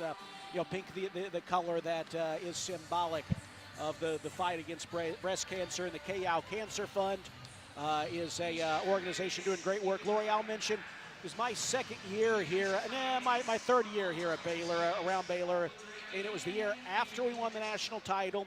And of course, we're all disappointed to see the Bears not make it back, defend that title. They lost to North Carolina State in the tournament, but I remember that's when I really learned about KYAO. I'll tell you what, you could tell the respect back then that Coach Kim Mulkey had for her. I know Coach Mulkey was disappointed not to win that game, but the respect you could see was evident, and now all these years later that stands out, and here her name is all these many years after she started coaching, really inspiring women in college basketball and beyond in this fight. Even as she was in the middle of, such a warrior, and in the middle of all of that with breast cancer, she was still coaching.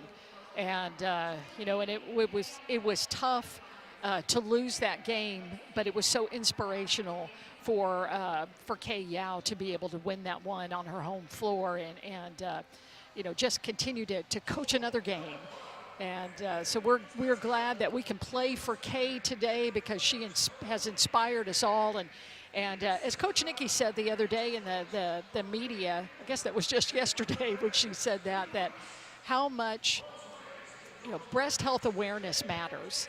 And it's evident by the women that you saw on the floor here, Derek, all the different age brackets that we saw. And it's just so incredibly important that we as women just continue to watch that, get your mammogram, and make sure you act on anything that just seems not right. And that was 06-07, I beg your pardon, not 05-06. I don't know if that's the main point of this whole conversation. That was the we lost to Maryland, and I didn't like that one very much. It was North Carolina State, and I just remember you could see the respect. Yes, that was what was absolutely evident, there. Maryland 05-06, and then NC State 06. I don't want to talk about Maryland anymore. Sure, fair enough. Fair enough. Well, let's take a look at the stats in this game. Baylor is out shooting Arizona State at intermission by 3 at 37-34%. Neither team strong from downtown. Baylor 2 of 11. Arizona State just 1 of 9. Of course, Baylor the number 1 3-point defense team in the nation. Baylor has done good protecting the basketball. Just 4 turnovers to Arizona State 7, and Baylor has outscored them off of those turnovers 10-3. Arizona State there with a decided edge on the boards, 25-16, and a 6-2 lead in second chance points. They have a 9-8 lead in bench points. For the Sun Devils, their leading scorer, Gabby Elliott, 17 per game this year. She has 10 in the first half to lead all scorers, 6 off the bench for Martina Fantini. Martina Fantini, 3 of 4 from the floor, 6 points, 2 rebounds. A freshman who averages just 1.8 per game. 5 points for McKenna Brackens. No one else has more than 3. For the Bears, Jana Van Geitenbeek and Kaylin Nelms pace the team with 6 points apiece. Jana 2 of 5, including 2 of 3 beyond the arc. Kaylin Nelms 2 of 2 from the floor and 2 of 4 from the free throw line. She provided a spark for the Bears off the bench. 5 points for Talia Scott, including 3 free throws with 6 seconds to go after she was fouled on a 3-point shot. After that, 4 points for Dariana Littlepage Buggs and Bella Fauntleroy, 2 for Kirsten Johnson and Markayla Johnson. Kyla Abraham and Yuting Dunn played but did not score. Kyla Abraham does have 2 rebounds and a block, though. 3 assists for Talia Scott, 2 for Jana Van Geitenbeek, and Dariana Littlepage Buggs with a game-high 7 rebounds. It all adds up to a 29-26 Baylor lead in intermission. We'll take a timeout, and when we come back, Lori will give you a quick look at scores, and we'll get you ready for the second half here. Baylor by 3 at halftime over Arizona State, 29-26 on the Baylor Sports Media Network.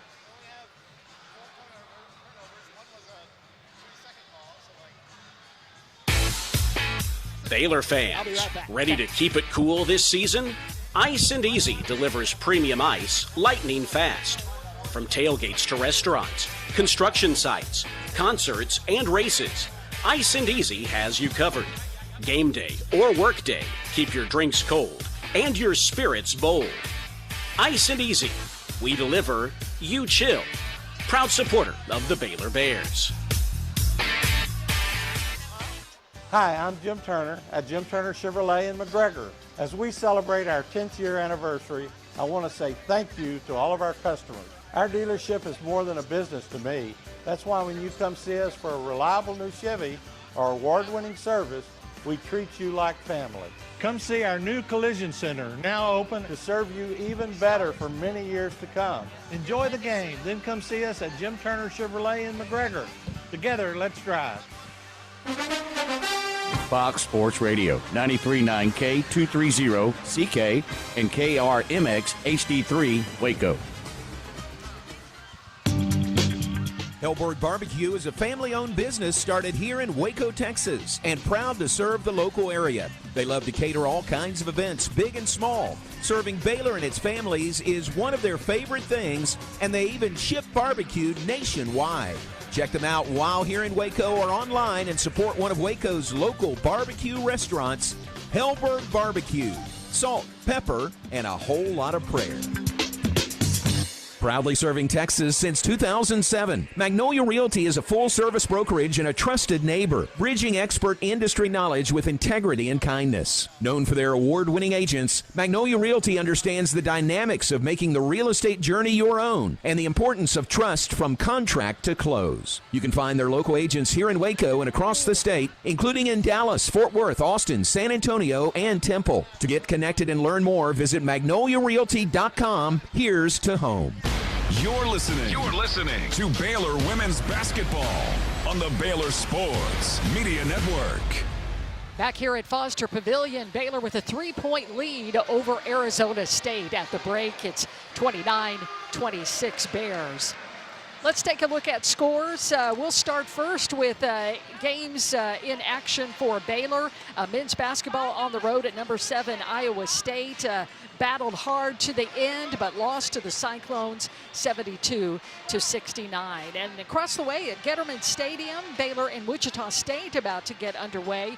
Baylor with a couple of walk-off wins yesterday over New Mexico and Wichita State, but that game should be getting underway in just a few minutes. Now around the Big 12 Conference finals from today, number 20 West Virginia defeats Arizona in Morgantown 87-68. Oklahoma State also holds its home floor with an 81-58 win over UCF. Games that are underway right now besides this one at halftime, number 18 Texas Tech at Houston, where the Lady Raiders lead 44-28. About a minute left in the third quarter. Kansas with an 8-point lead over Cincinnati, 60-52. And just underway in Utah, or at Salt Lake City, rather, Iowa State has an early 2-0 lead over the Utah Utes. And there's also one other final tonight as Kansas State defeats BYU 77-52 in Manhattan. We'll be back for the start of the second half in a moment. It's Baylor 29, Arizona State 26. You're listening to Baylor Women's Basketball on the Baylor Sports Media Network. You hear that? That's the sound of Pepsi Zero Sugar. The better tasting, more refreshing Zero Sugar Cola. That is a Leon with that red hair. Listen to that endless pour.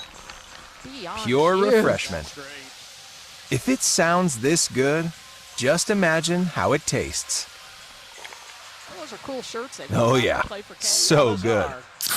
Pepsi Zero Sugar. Let your taste decide. Boy, they are Energy, passion, unforgettable moments. That's Baylor softball at Getterman Stadium. From walk-off wins to jaw-dropping defense, this team delivers excitement every time they take the field. And season tickets put you right in the middle of it. Lock in your seat for every pitch, every rally, and every big moment this spring. Season tickets guarantee your spot for marquee matchups against Texas, Texas A&M, and more. Get your Baylor softball season tickets now at BaylorBears.com/tickets. Are you tired of slow internet? Are data caps and throttling making it impossible to stream your favorite shows and movies? If so, it sounds like it's time to switch to NextLink Internet. With NextLink, there are no data caps and no throttling, just super fast internet speeds, up to 1 gig over wireless in some areas. Plus, NextLink is an official partner of Baylor Athletics. So don't wait another minute. Give NextLink a call or go online to nextlinkinternet.com to see what special offers are available to you. Blazing fast internet is just a click or phone call away. Sick 'em, Bears. Have you been to the new location of Green Eye Associates yet? You'll still receive the same award-winning service and excellent care from Dr. Green and her dedicated optometrists and staff. But now conveniently located in Woodway, right off of Highway 84. Come see the expanded optical showroom and be sure to ask about innovative services like IPL treatments for dry eye symptoms and the brand new Sports Vision technology. Green Eye Associates, the official optometrist of Baylor Athletics. You've been listening to the Nissan Halftime Show on the Baylor Sports Media Network. Brought to you by TFNB, the official local bank of Baylor Athletics. Texas Farm Bureau Insurance, championship partner of Baylor Athletics. Visit Texas Farm Bureau Insurance online to find a local agent today. Nissan, innovation that excites. Libman, America's trusted brand name in cleaning. Premier ER and Urgent Care. Feel better now. Stay tuned as we get set for the second half action with the Baylor Bears as we rejoin Derek Smith live from Courtside, bringing you the second half of action and more. All coming up on the Baylor Sports Media Network. Just about ready to start the second half, and in fact it is underway as Bugs inbounds to Jen right as we get back from the break. Baylor with the first offensive possession of the second half and a 29-26 lead. Original starters are on the floor for both teams. We'll reset the lineups a little bit later on. Baylor trying to get Talia Scott a bucket there on the first possession, but the bounce pass from Bugs to Scott is fumbled out of bounds, giving it back to Arizona State. Well, that is just the fifth turnover by the Bears. Oh, it was right there. Baylor just wasn't able to execute. Poa, the point guard, has it for the Sun Devils, high on the right side. Lobs it down low, right of the lane. That will be Elliott kicking it back out to Poa, who scoops it up and in. a runner as the lane opened, and she finishes to cut the Baylor lead to 1 at 29-28. It is Van Geitenbeek, Scott, Fauntleroy, Buggs, and KJ. Scott unloads a three, and she is dead on, splashing through the net to push the Baylor lead back to 4. I don't know when I kind of take my breath, like, do you really want to take that? But of course you do. And then KJ with the block at the other end. It'll stay with Arizona State, but Elliott slipped inside, thought she had a layup, instead had her shot swatted. And Poa will play it in. She's out there with Kaira. Brackens washing it, and Elliott, who takes the inbound beneath the bucket and lays it in. Now here Baylor with a quick answer. KJ rim running, takes the feed and finishes in close. That's 4 points for KJ. Both of them great finishes at the rim. Baylor by 4, 34-30, a minute 15 into the third quarter. Elliott has it before the Sun Devils. She has a game-high 12 points. Poa finds Kaira, who bangs into Bella. Bella hits the deck, no whistle. Kaira misses the turnaround, and here come the Bears the other way. Jana Van Geitenbeek around a KJ screen, slips into the corner, hooks it to KJ, who flips it up and in. Well, she just can't miss right now. Again, just get the basketball there to KJ. She is burning up right now, being able to finish. She's been quiet offensively as of late, but she's got 6 points tonight, and the Baylor lead is 6 at 36-30. Again, a lot of times that defense leads to offense, and those just being a big defender, oh my goodness, and then she gets called on a foul after staying on Elliott, and the ball went off of Elliott out of bounds. But that's KJ's bailed out. First, bailout foul there would appear as she was losing the ball out of bounds and there was light contact. KJ called for the foul. And now the Sun Devils will play it in. Poa lobs it into Brackens at the free throw line, lobs it to Kaira in low. There's another block by KJ, second in the Big 12 in block shots. She is active today. The Bears are off and running. Buggs is rim running, and Jenna threads the needle with a pass to find her. The Baylor lead is 8, their largest of the day. Yeah, for Baylor, 3 straight buckets, 3 straight assists from Jana Van Geitenbeek as Baylor goes running to the rim and scores quickly to pull up now to an 8-point lead. That prompts a timeout by Molly Miller. The Baylor lead is 8 on a 6-0 run after that Elliott layup and cut the Baylor lead to 2. The 2025-26 women's basketball season is presented by Central National Bank, proudly serving Central Texans. In Waco, Temple, and Austin, make different, make Central. Central National Bank. 7:50 to play third quarter. The Bears with their biggest lead of the day at 38-30 here on the Baylor Sports Media Network. When you strive for greatness, you have a target on your back. When it comes to finances, we're all targets for scammers. But with the right game plan, you can protect yourself. Don't get faked by fraud. Just run. Here's a tip. Don't buy from social media ads unless the ad is from a verified company. When you click those ads, you open yourself up to fraud. If it seems too good to be true, it almost always is. This message is brought to you by Central National Bank. Yes. At Magnolia Realty, award-winning agents set the bar for professionalism and excellence. Whether you're looking to buy or sell, Magnolia's full-service brokerage will guide you through every step of the process with expert industry knowledge. Their agents are fully invested in learning your story and customizing the real estate experience to suit your stage of life. Magnolia Realty has been serving cities across Texas since 2007, including Waco, Dallas, Fort Worth, Austin, San Antonio, and Temple. To get connected or learn more, visit magnoliarealty.com. Gosh, Bethany's son. You're listening to Baylor Women's Basketball on the Baylor Sports Media Network. Arizona State 30. That's the score. 2 minutes and 10 seconds into the third quarter. A 6-0 burst by the Bears, sparked by good, strong rim running from KJ, Kirsten Johnson, and Dariana Littlepage-Buggs has given the Bears their biggest lead of the evening. And Lori, KJ has been quiet offensively in Big 12 play. She had 9 points against Iowa State, 3 threes in the Bears win there in Ames. But aside from that, she has no more than 6. But tonight, she has 6, and she's been a spark here in this third quarter. And it's been the rim running. It's been that hustle that's rewarded her for the buckets. Yeah, that's a really good way to look at it. It was a reward for running, for for running the rim, also protecting the rim, and doing that without fouling. She did get one foul called on her, which was kind of but the two big blocks that she had, that allowed Baylor to get out into open space and run, and Jana Van Geitenbeek with 3 straight assists as Baylor just finished with layups. Well, Jana Van Geitenbeek now with 5 assists without a turnover. She averages 6.3 assists per game, good for number 11 in the nation.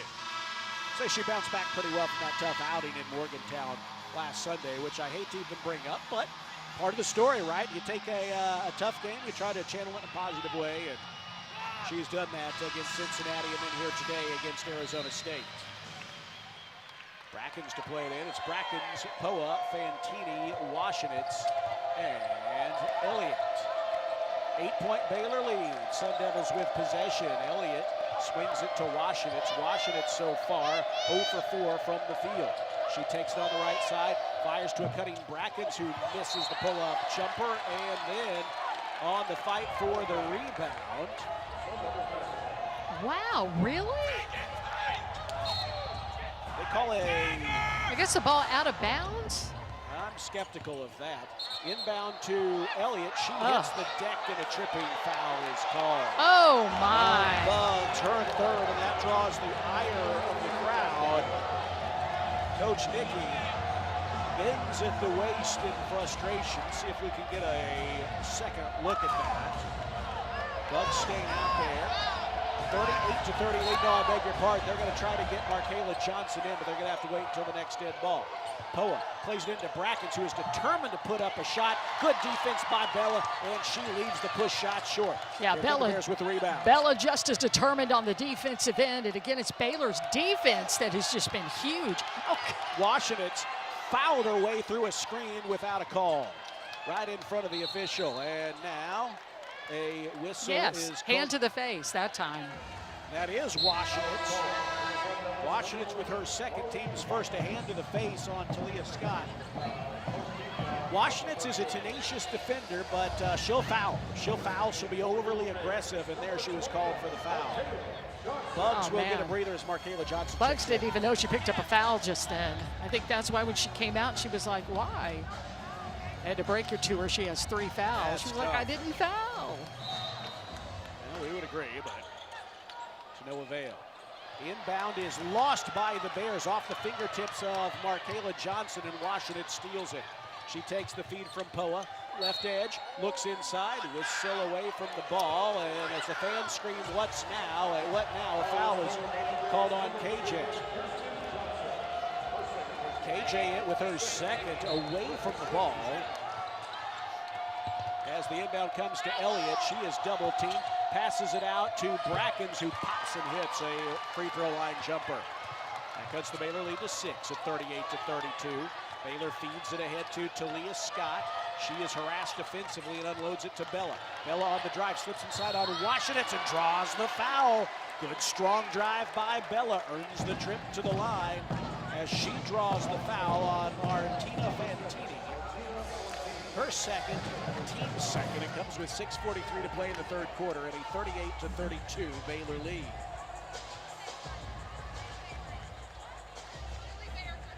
Bella Fauntleroy is 2 for 2 from the stripe, over 90% in Big 12 play, free throw shooting.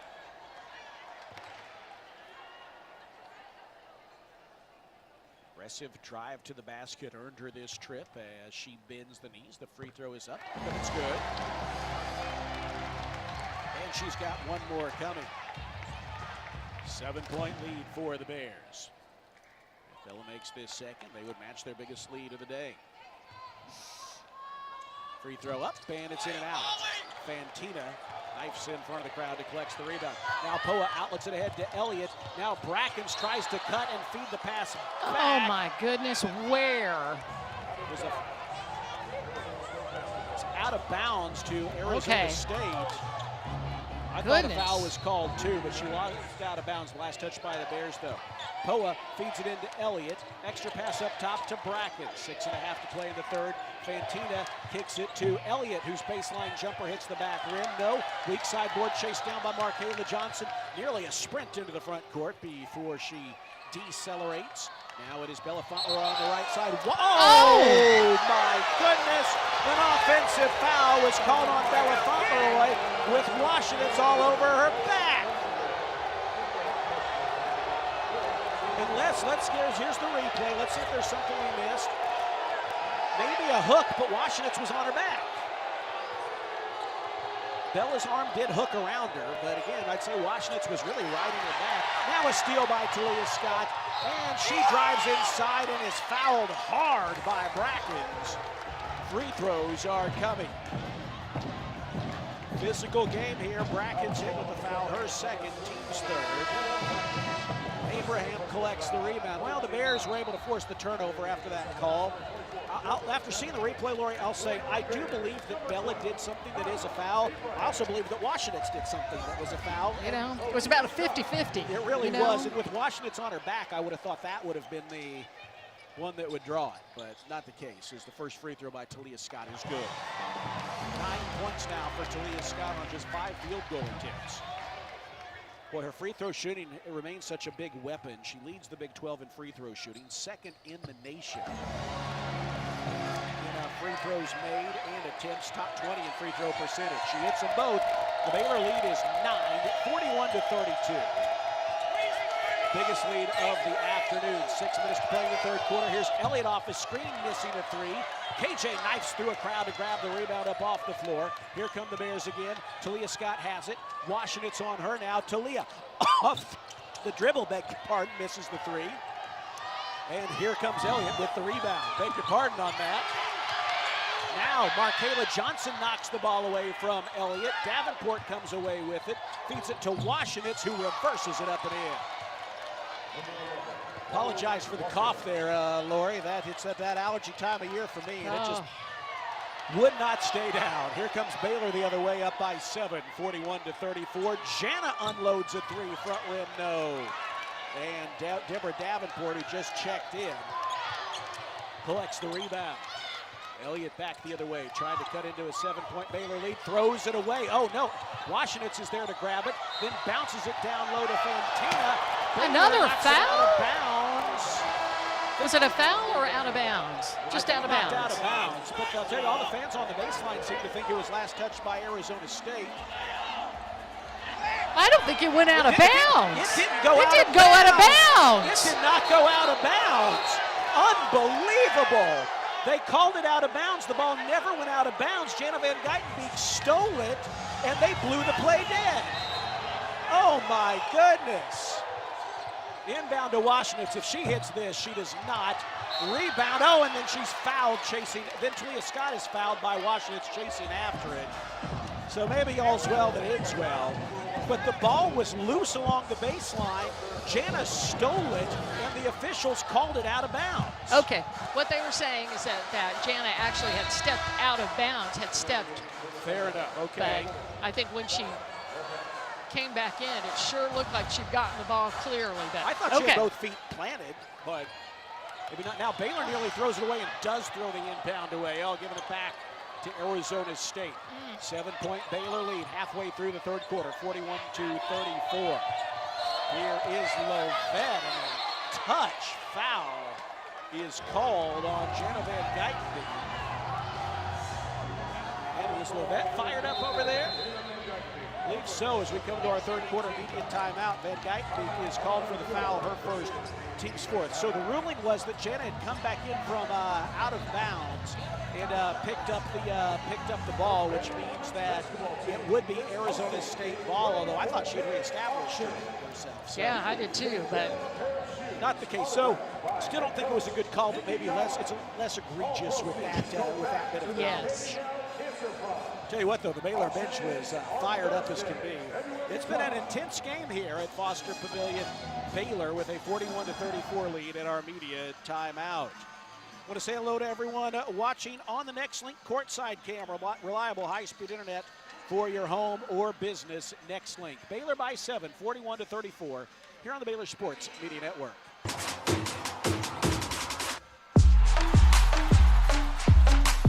TFNB Your Bank for Life is a longtime supporter of Baylor athletics.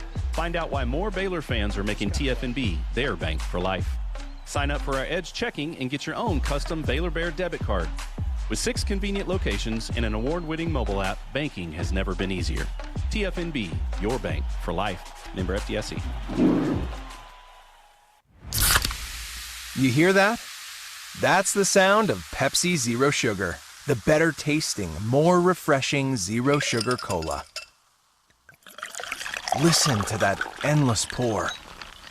Pure refreshment. If it sounds this good, just imagine how it tastes. Oh yeah, so good. Pepsi Zero Sugar. Let your taste decide. You're listening to Baylor Women's Basketball on the Baylor Sports Media Network.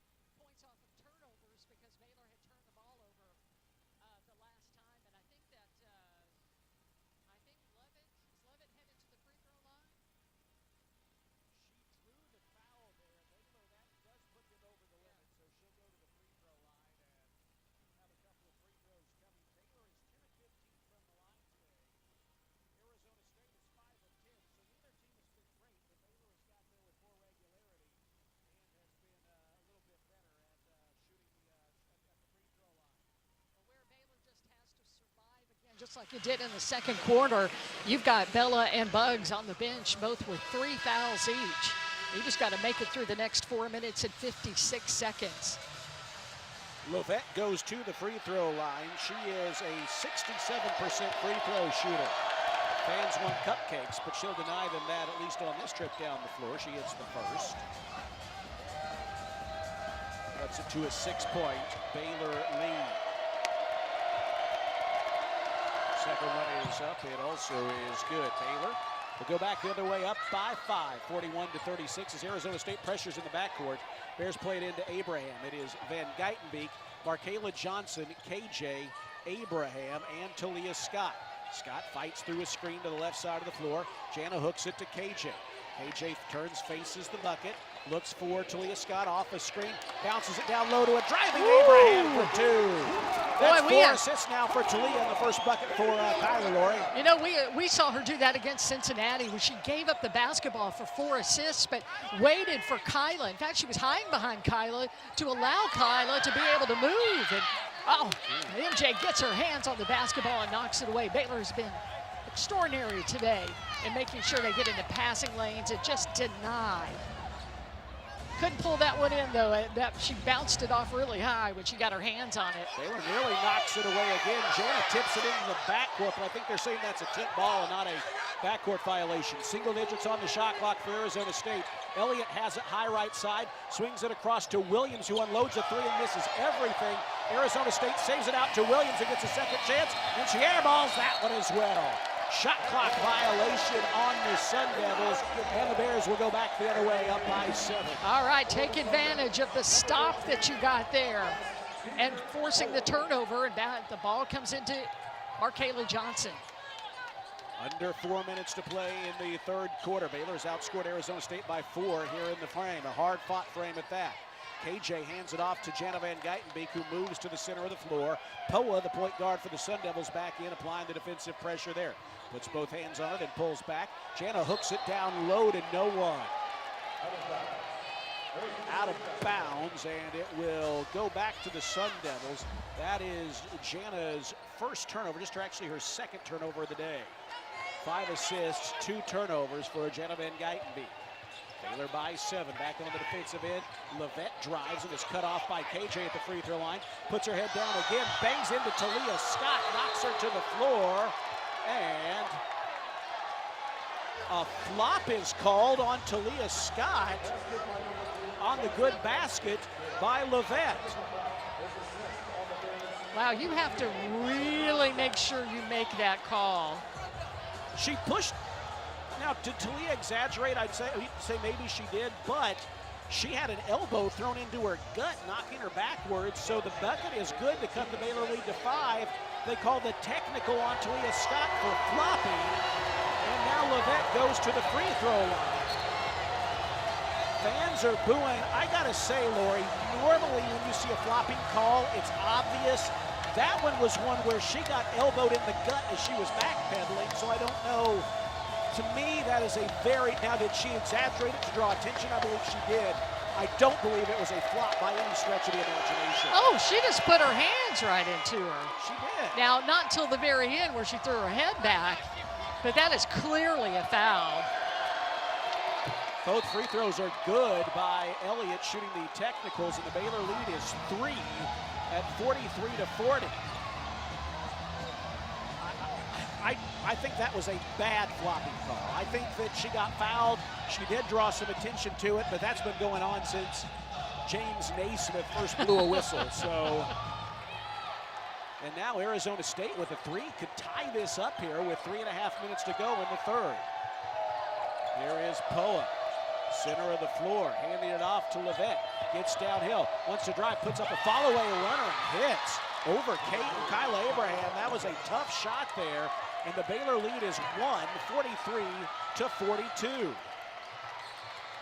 Talia loses the dribble. It's stolen by Levette. She gets back and applies pressure and is called for a touch foul. And now Arizona State has a chance to claim the lead from the free throw line as Talia Scott picks up her second personal foul. Baylor was already over the limit, and so Elliott will go to the line. The Sun Devils are on a 6-0 run, sparked in part by 3 Baylor turnovers in the last 97 seconds. Levette 3 for 4 from the free throw line, will shoot a pair.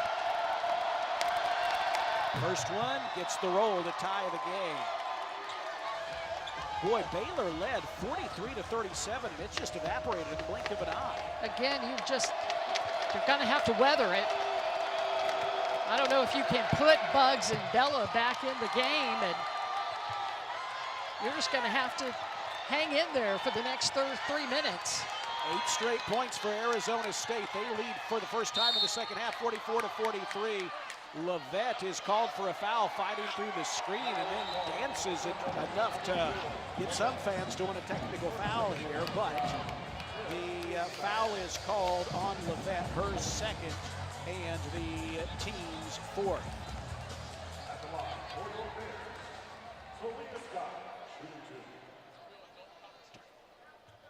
Free throws are coming for Talia Scott. The first one is good. That ties the game back up at 44. One more coming, also is good. Baylor back in front. 2:50 to play in the third. Here is Levette, middle of the floor. Angles to the right side of the arc. Hunting and Pecking kicks it out to Poa. Back to Levette. Open, unloading a 3, short on the front rim. Jana in front of Poa, grabs the rebound, and then Poa is called for the reach-in foul, trying to force the tie-up. That's Poa's third and their 5th, so it's going to send Jana to the free throw line. Kaylin Elms, who was tied for the team lead with 6 first-half points at intermission, is in for the first time in the second half. Poa was clearly reaching in there, trying to tie up Jana Van Geitenbeek, and was too aggressive in so doing. Well, as you said, Lori, no Bella, no Bugs. They are on the bench with 3 fouls apiece. Can you just kind of hold the line here as Jana's first free throw is good? And make your free throws. Baylor finally getting through free throws. That was an 8-0 run for Arizona State over 36 seconds. That was crazy. She hits them both, does Jenna Van Guytenbeek. Yeah, Baylor knocks down its last 4 free throws, and those 2 good for Jana. And Baylor extends its lead back up to 3, 47-44. 8 points, 5 assists for Van Guytenbeek. 2.5 minutes to play in the third. Here's Elliott driving inside. She's got a chance at a 3-point play. She bullied her way inside there and drew the foul on Markayla Johnson as she hit the runner. And she can tie it up from the line once again. Elliott, who led all scorers in the first half with 12 points, now has 16 and 17 as she completes the 3-point play to tie the game up with 2.5 minutes to play here remaining in this third quarter.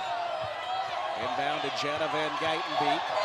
Races across midcourt. Poa throws a shoulder into her without a whistle. There is Van Guytenbeek moving from right to left as Bugs prepares to check back in. Nelm sets a screen and a whistle and a foul inside on the Sun Devils. Woo.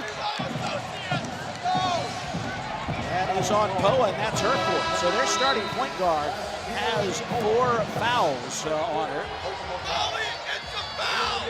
All right, Jana now gets a break, and Bugs back in the game after sitting for a while.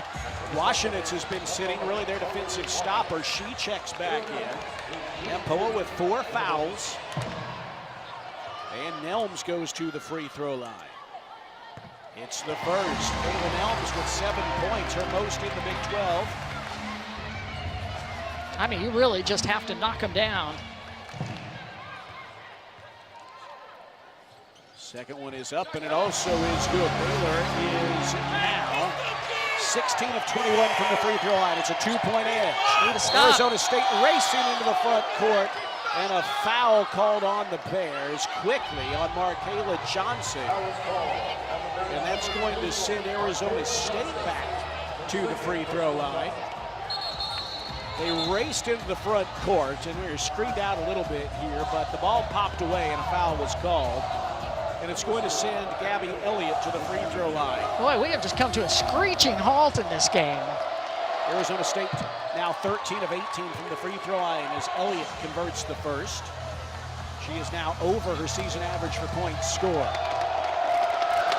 One more coming in and out. The rebound tapped around, and Abraham grabbed it, but it was out of bounds off of Arizona State first. No, Arizona State, it's going to stay their ball, I beg your pardon. They throw it away. It's off the foot, though, of Bugs, and it's saved by the Sun Devils. Oh, Baylor nearly had a chance at a turnover, but just couldn't grab it. 10 seconds to shoot for Arizona State, under 2 minutes to play in the third. 1-point Baylor lead. Here is Levette with 3. 3 seconds! Lets a shot off the dribble and My misses. Goodness. All right, sorry. They're good. Baylor got the rebound. Baylor's got it with under 100 seconds to play in the third.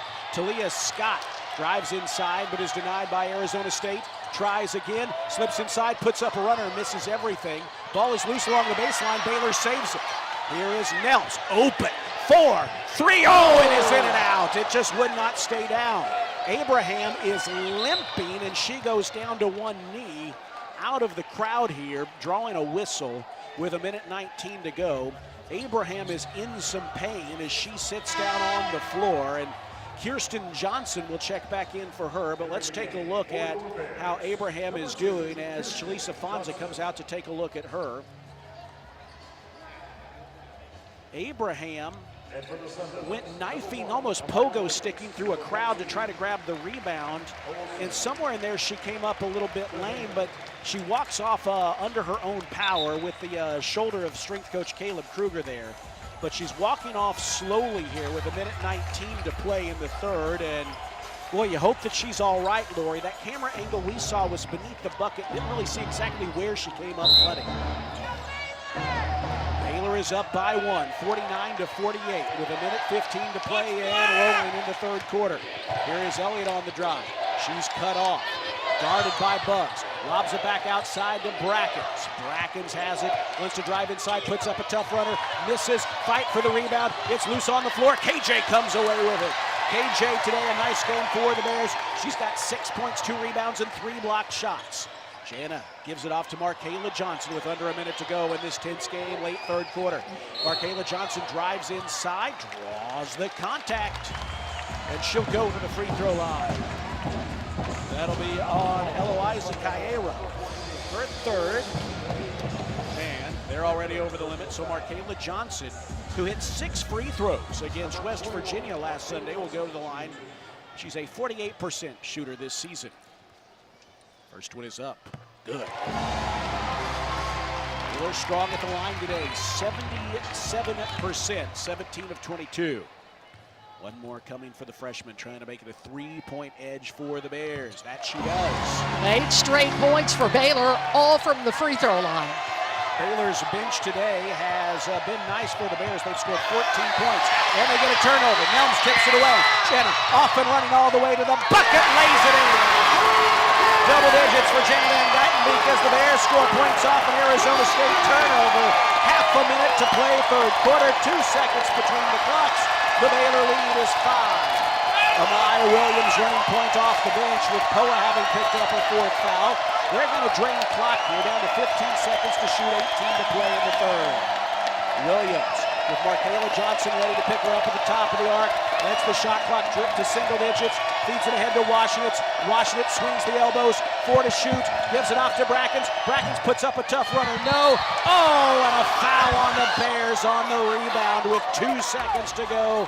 Brackens missed the shot, but then Arizona State knifed in for the rebound and was benefited by a Baylor loose ball foul that's going to send Williams to the line. That foul on KJ, her 3rd. Williams, a 78% free throw shooter, misses the first. Well, if Baylor can rebound if they make the shot, the Bears will have 2 seconds to clear a shot there to the floor. One more shot coming for Williams. The fans want cupcakes here. She bends the knees, it's up, and it's no good. Rebound grabbed by Nelms. Jana Van Guyton won't be able to clear a shot off the Nelms rebound. No, both of the free throws were missed by Williams. Well, the cupcake magic worked there for the Bears, who have a 5-point lead heading into the 4th quarter. Well, 10 minutes still an eternity in this game, but that was a good close to the 3rd quarter for the Bears. Hey, Bears fans, this basketball season, make Pepsi your go-to game day drink because it's the only drink for basketball watching. Pepsi, that's what I like. Proud partner of Baylor Athletics. Baylor 53, Arizona State 48 as we head to the 4th quarter here at Foster Pavilion on the Baylor Sports Media Network. See for yourself why Green Eye Associates is voted best in Waco year after year. Enjoy exceptional service and care from Dr. Leanne Green, along with her dedicated optometrists and staff. Receive trustworthy insights about your eye health. Enjoy the impressive variety of contacts and eyewear, and work with the most experienced optical team in Waco. Don't miss the new state-of-the-art dry eye therapies that rejuvenate the eyes, face, and neck areas with safe, non-invasive treatments to restore comfort and quality of life. Visit greeneyeassociates.com. Green Eye Associates, official optometrist of Baylor Athletics. Are you tired of slow internet? Are data caps and throttling making it impossible to stream your favorite shows and movies? If so, it sounds like it's time to switch to Nextlink Internet. With Nextlink, there are no data caps and no throttling, just super fast internet speeds, up to 1 gig over wireless in some areas. Plus, Nextlink is an official partner of Baylor Athletics. So don't wait another minute. Give Nextlink a call or go online to nextlinkinternet.com to see what special offers are available to you. Blazing fast internet is just a click or phone call away. Sick 'em, Bears. You're listening to Baylor Women's Basketball on the Baylor Sports Media Network. At Foster Pavilion, the Bears have led by as many as 9. Arizona State has never led by more than 2. And at the moment, it's a 5-point edge for the Bears, 53-48. Here in the 4th quarter break, the Baylor baseball team threw T-shirts into the crowd. Mitch Thompson and the Bears open up the 2026 season on Friday afternoon at 4 p.m. against New Mexico State. Hope fans can make it out to Magnolia Field at Baylor Ballpark. Yes, that's correct. Yeah, excited. Nice to see some. Really appreciate the generous gift to the baseball program from Chip and Joanna Gaines, and certainly that has brought a lot of positive attention to the baseball program. And the baseball players who have been here today have been treated to a tense game, a defensive slugfest at times. Baylor with a 53-48 lead heading into the fourth quarter. Baylor shooting 43%. They've held Arizona State to 34%. Baylor struggling beyond the arc, just 3 of 15, but they've held Arizona State to just 1 of 13 from downtown. And, boy, it's all about closing. You know, right now, I mean, to state the obvious here, all about closing, and you're going to get to do so to start this quarter with Bugs and Bella once again. Yeah, and can I give one more shout out? Thank you, Magnolia Silos, for the cupcakes. Oh, if you missed 2 free throws, because this crowd was frothing at them out. Arizona State with the ball to start the fourth quarter. They play it in. Elliott takes the feed, knifes inside, and flips it in. She got loose down low for her 19th and 20th points of the game to cut the Baylor lead to 3 at 53-50. And Geitenbeek has it top of the arc. She is out there with Scott, Fauntleroy, Nelms, and Bugs. Here's Jana with 15 to shoot. Throws it into a crowd. Nelms fires outside to Bella Fauntleroy. Shot clock at single digits. Now it's Jana between the circles. Around a Nelms screen. She's having trouble. Unloads to Bugs. Bugs swings the elbows. 2 seconds to shoot. Pops a jumper and misses from the free throw line. And Washenitz collects the board for Arizona State. Out there with Lavette, Elliott, Brackens, and Deborah Davenport. Just about a minute gone here in the fourth quarter. It's a 3-point Baylor lead. Sun Devils with the ball. Lavette pushes it to Davenport between the circles. Davenport back to Lavette, who's open. She's going to let the 3 fly, and she hits off the dribble to tie the game. She is just a 21% free throw shooter on the year, but she was open, let it fly, and hit to tie the game. Here is Bella Fauntleroy lobbing it cross court to Jana Van Geitenbeek.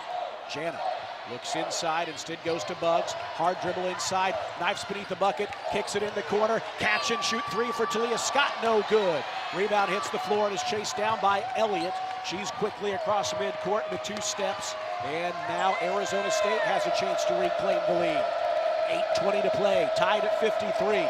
Elliott around the screen to the left edge. Picks up the dribble, feeds Davenport.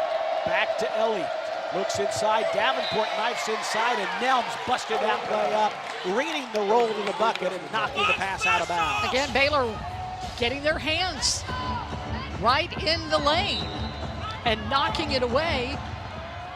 10 to shoot for the Sun Devils. They play it into Washenitz, out on the edge with 7, with 6, moves to the middle of the floor. Nice crossover dribble to clear a mid-range jumper, which is no good, in and out, and Bugs has another rebound for the Bears. That's her 8th. Talia Scott takes the pass, moves into the front court. Washenitz all over her. She's open, off the dribble, fires a 3 and knocks it down. Talia Scott hits her second three-pointer in her 6th attempt.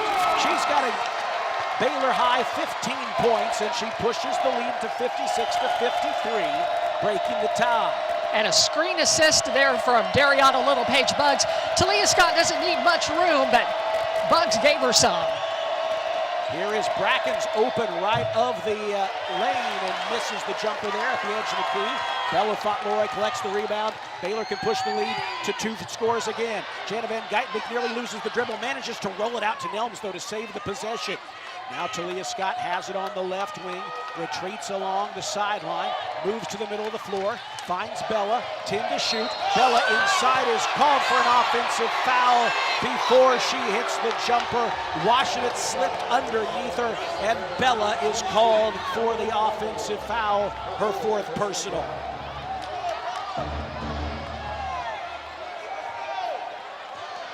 That is 4 on Bella Fauntleroy now. And so she's got just 1 to give for the final 7 minutes. You don't want to lose her. 56-53, Baylor with the lead. Elliott takes the pass down low, but misses a turnaround jumper from inside of 10 feet. Bugs playing her strong, but then laying off, and Elliott just came up short. And now we've got a whistle. Is there some confusion about the clock? But let's talk about Bugs again. Bugs playing with 3 fouls. And let Elliott get as close as she could and then laid off her, and she came up short, so Bugs pulls down another rebound. She's right under double digits with 9. Well, the officials are taking a look at something on the clock here. We'll see if we can get a read on what that is. The 2025-26 women's basketball season is presented by Central National Bank, proudly serving Central Texans in Waco, Temple, and Austin. Bank different. Bank Central, Central National Bank. Hey, one thing they're talking about right now to the crowd is about being the big difference on Thursday against TCU. We don't want to get ahead of ourselves, but while you're making plans, be here at Foster Pavilion. Upper Bowl tickets are just $5 for that game on Thursday against the Horned Frogs at 6 p.m. It's also Go Gold, presented by Magnolia Realty, so make sure you get your tickets now. Again, just $5 for Upper Bowl tickets, and wear your gold.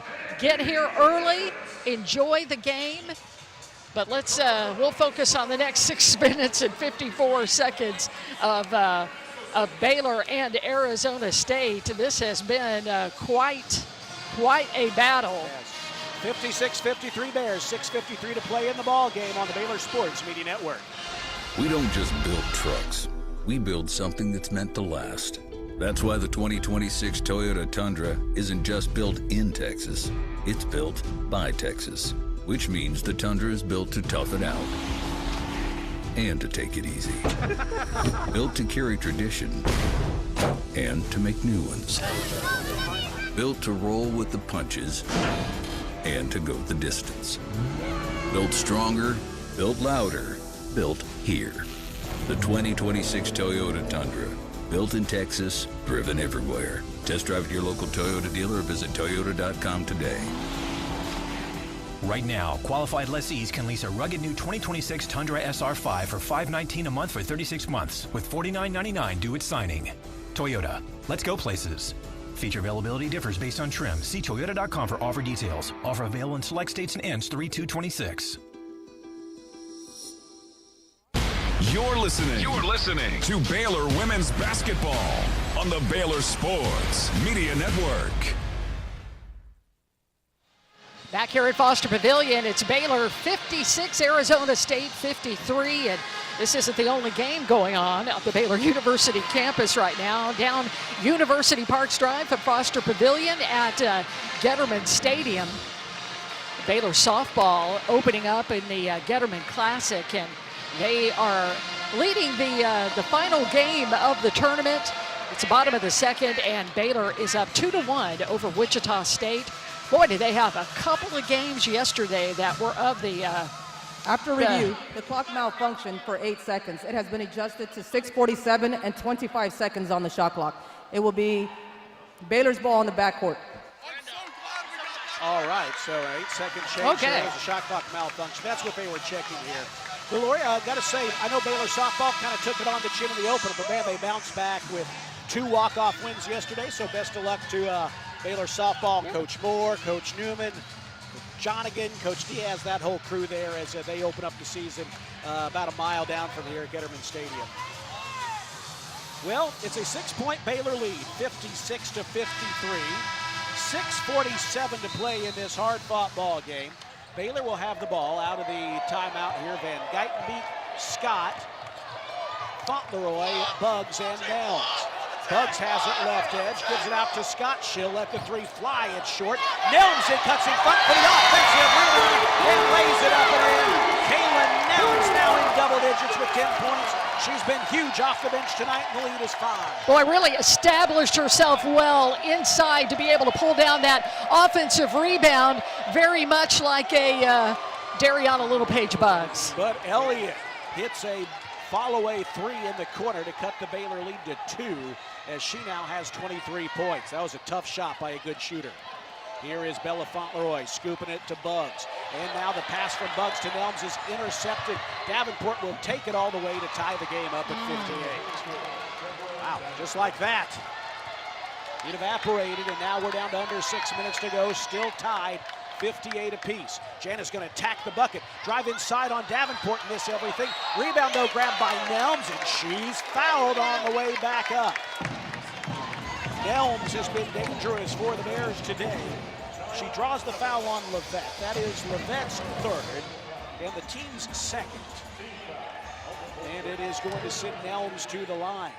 She's 4 of 6 from the stripe today, and she calmly drains the first. Lori, I don't know that I've ever seen her take 7 free throws in a game, and that's indicative of how active she has been tonight. She hits them both. Yeah, only been to the free throw line She was not at the free throw line at all her freshman year, sophomore year, 9 of 12. Previous high in the game is 4 attempts. Here's Elliott back the other way, finding Brackens for a free throw line jumper, no good. Shot is rebounded by Bella Fauntleroy, and here come the Bears again, up 60-58, 5.5 minutes to go. Van Geitenbeek gives it off to Buggs. We've got a whistle away from the ball, and an offensive foul is called on Kayla Nelms as Washington hits the deck. And that is good. Now Coach Nikki saying that she feels that was floppy. You know, I mean, once you make that call, Coach Nikki continues to argue her point there, but to no avail. It's a 2-point Baylor lead. That foul on Nelms gives it back to Arizona State, and then Talia Scott is called for a touch foul. That's her third, the team's third, and it comes with 5:14 to play. Lori, you do have to keep an eye on this. Bella Fauntleroy with 4 fouls, Caitlin Elms, Dariana Littlepage, Buggs, and now Talia Scott each with 3. And this is a physical Arizona State team that can draw fouls. Levette drives to the bucket, knifes inside, throws it off the bottom of the rim. Backboard, rather. Rebound gathered in by Bella Fauntleroy. Here comes Jenna Van Geitenbeek trying to push the 2-point lead. She swings it out towards Talia Scott. Washington bowls into her. She knocks the ball out of bounds. Talia hits the chairs in the front row, and she is in some pain there. Over by our friends Derek and Lynette Winkler and Carol Fidel.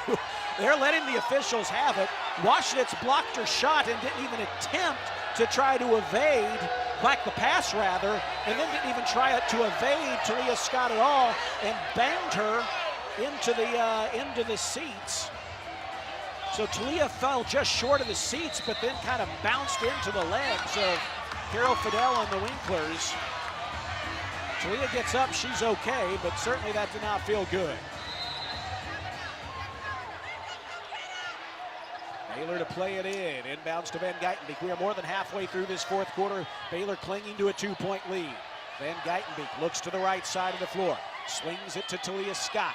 Hand in her face, that's McKenna Brackens. Scott is going to unload a 3 and airball it. Buggs knifes in for the rebound. Sends it back to the top of the arc. 5 to shoot. Pull-up jumper short by Talia Scott from the free throw line. Rebound to Arizona State. Now they have a chance to tie or take the lead. 4 minutes and 30 seconds remaining in this one. Levette with it for the Sun Devils. Middle of the floor. Finds Elliott left wing. She's got Buggs on her. Elliott wants to drive. Knifes inside. Misses everything on the driving runner. Buggs has another rebound for the Bears. That's her 11th. Jenna Van Geitenbeek again into the front court. Washington's on her with 4:10 to play. Clock moving late fourth quarter. Here's Jenna unloading a 3, too strong. Probably could have got that shot later, and Arizona State collects the rebound. Baylor has gone without a field goal for the last 2.5 minutes. Clinging to a 2-point edge. McKenna Brackens, the Texas native, feeds Davenport. Davenport looks at the bucket. She is holding on, now wants to dribble inside on Nelms. Knifes inside and misses the runner. She drove to the rim and her shot hit everything along the rim before falling off. Here is Jenna Van Geitenbeek slowly across midcourt. We're down to 3.5 minutes to play. Buggs gives it off to Talia Scott, 60-58 Baylor lead. Scott left wing, she's cut off, now drives inside, spins it out to Jenna, wide, open 3, but it's a bit too strong, and Brackens collects the rebound. Buggs is knocked to the floor, drawing the ire of the crowd along the baseline. Here is Levette popping a mid-range jumper, leaving it short, nearly getting the roll, but it falls off. Another rebound to Bella Fauntleroy. Bella Fauntleroy with 8 boards tonight for the Bears. 3 minutes to play, clock moving, and a timeout is called by Coach Nikki. Baylor has been held without a point for 2.5 minutes, without a field goal for longer than that, and Coach Nikki is going to call a timeout to talk things through. She has all of her timeouts remaining. Well, obviously not that one now that she's called it, but 3 timeouts remaining for both ball clubs. Both teams have fouls to give. Arizona State has only been called for 1. Baylor for 3. And Lori, we're kind of in that, this has been a game where every possession matters, and they get magnified here with the first place Bears trying to protect the home court late in this one.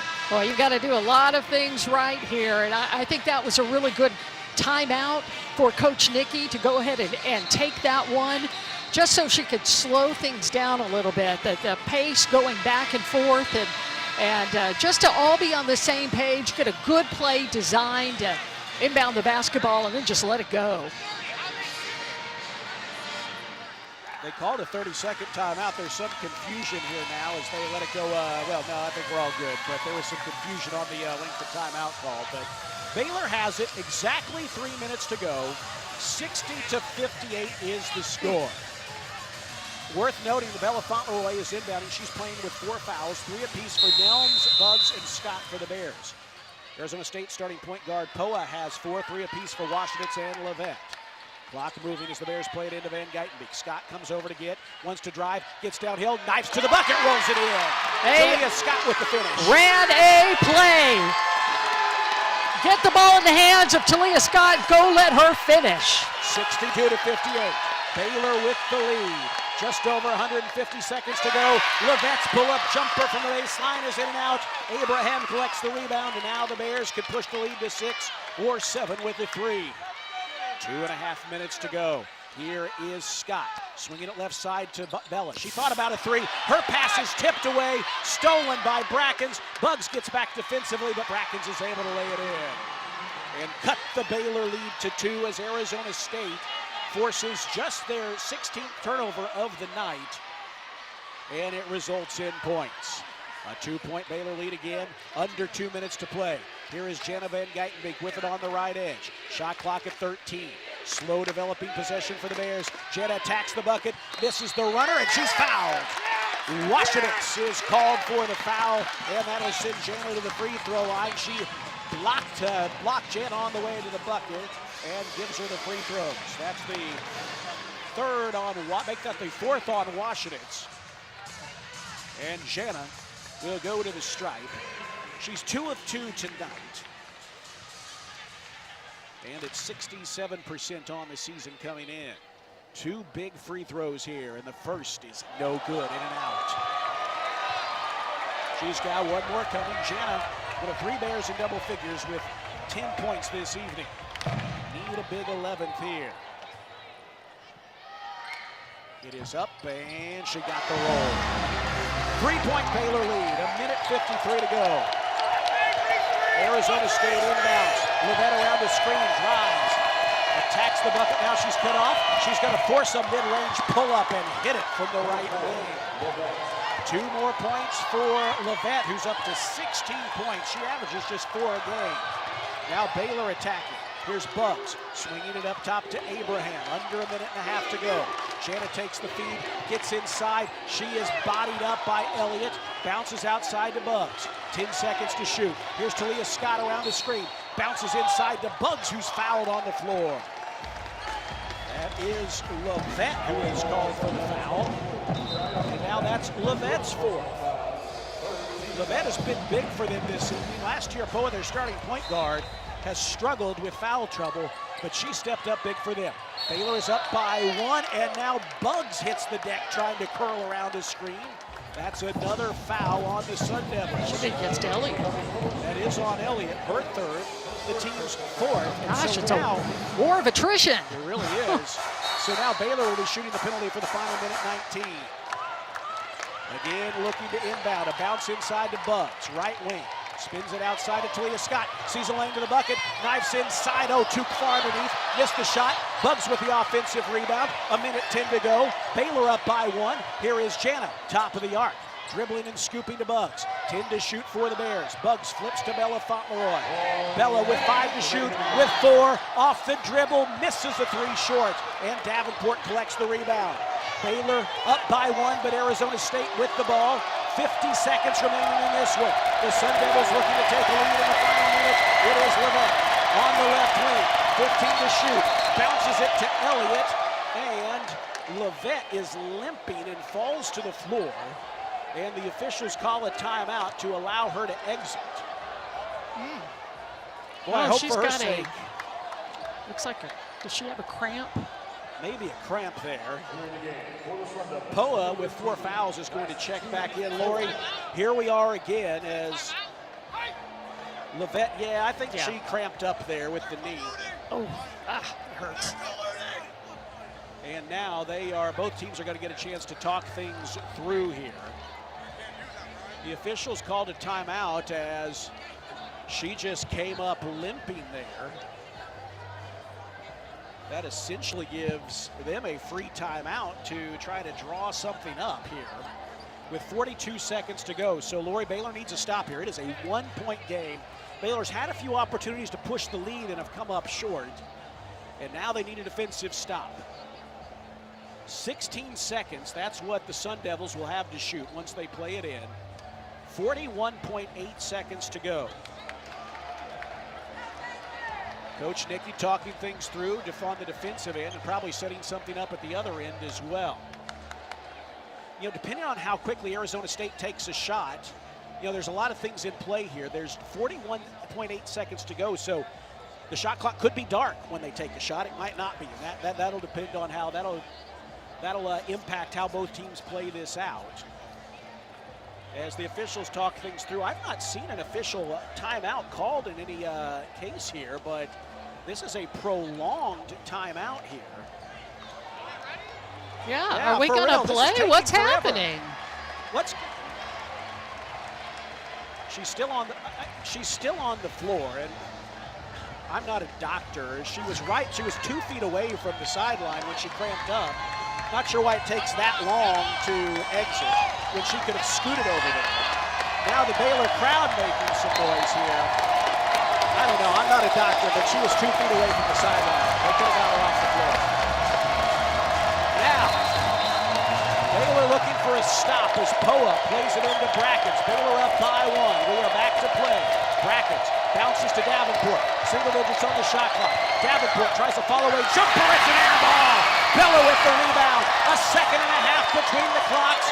25 seconds to shoot for the Bears. 26 seconds remaining. Talia Scott has it. What's Arizona State going to do? It's a 1-point Baylor lead, and they foul Talia Scott. That was a foul on Arizona State. They eventually fouled Talia Scott. No, they fouled someone inside, I believe. That's Deborah Davenport, who was called for the foul. Her first, team's 5th.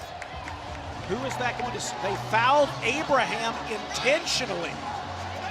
Kyla Abraham, a 53% free throw shooter, is fouled intentionally, but they don't call it intentional. She's fouled with 20 seconds left.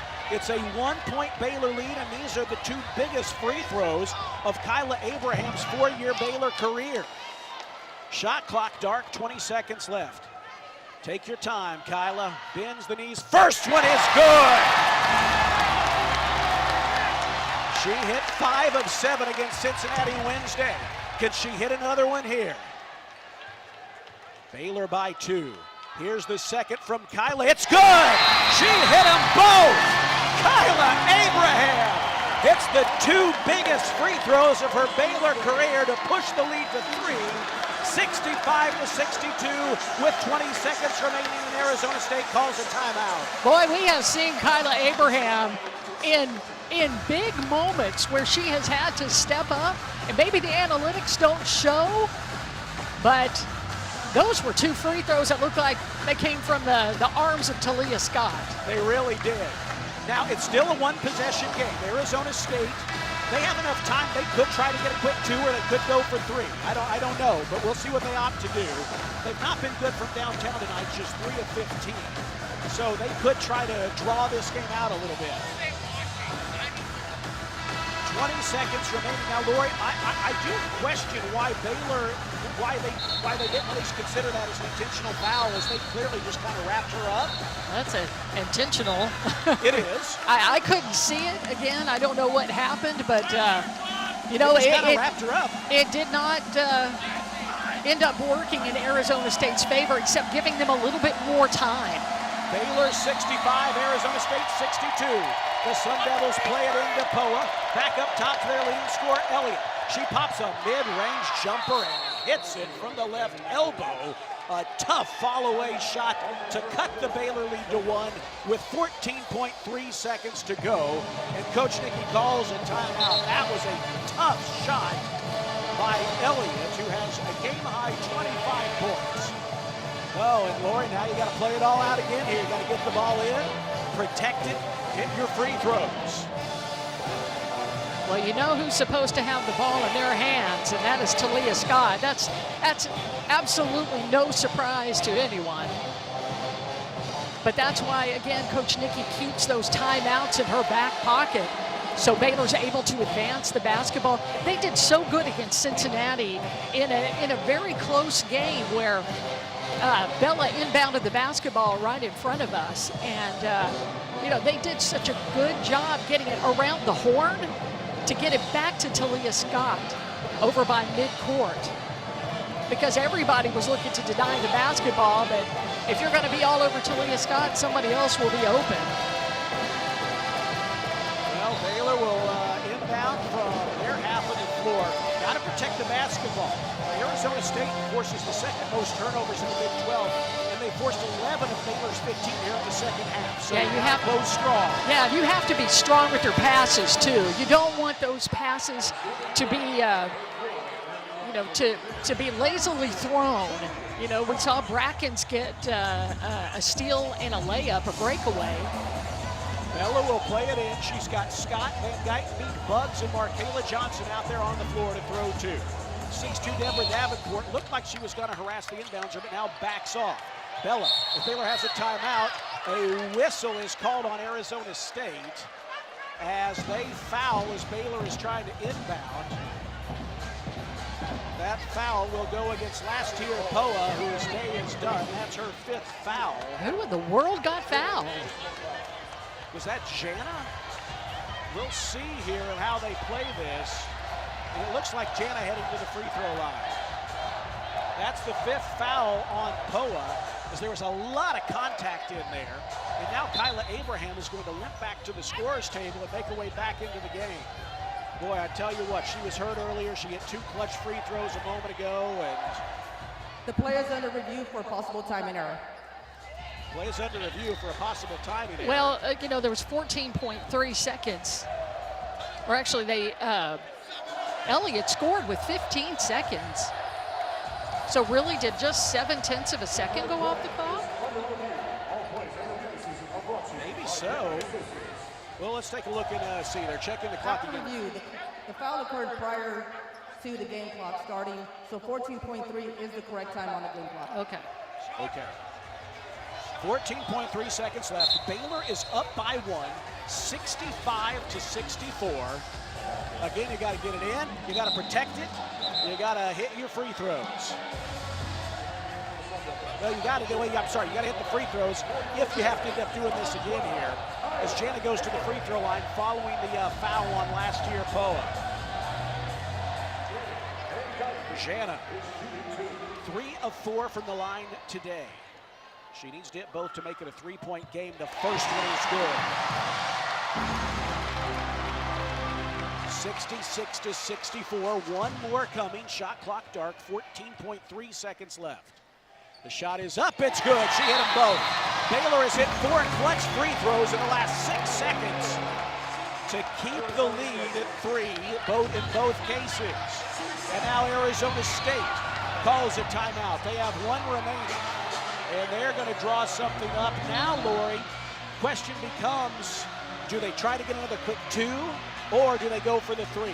They're not a good 3-point shooting team on the year, 28%. Today, just 3 of 15, 20%, but 14 seconds is right on the line where you kind of, if you're going to go for 2, you got to get it very quickly.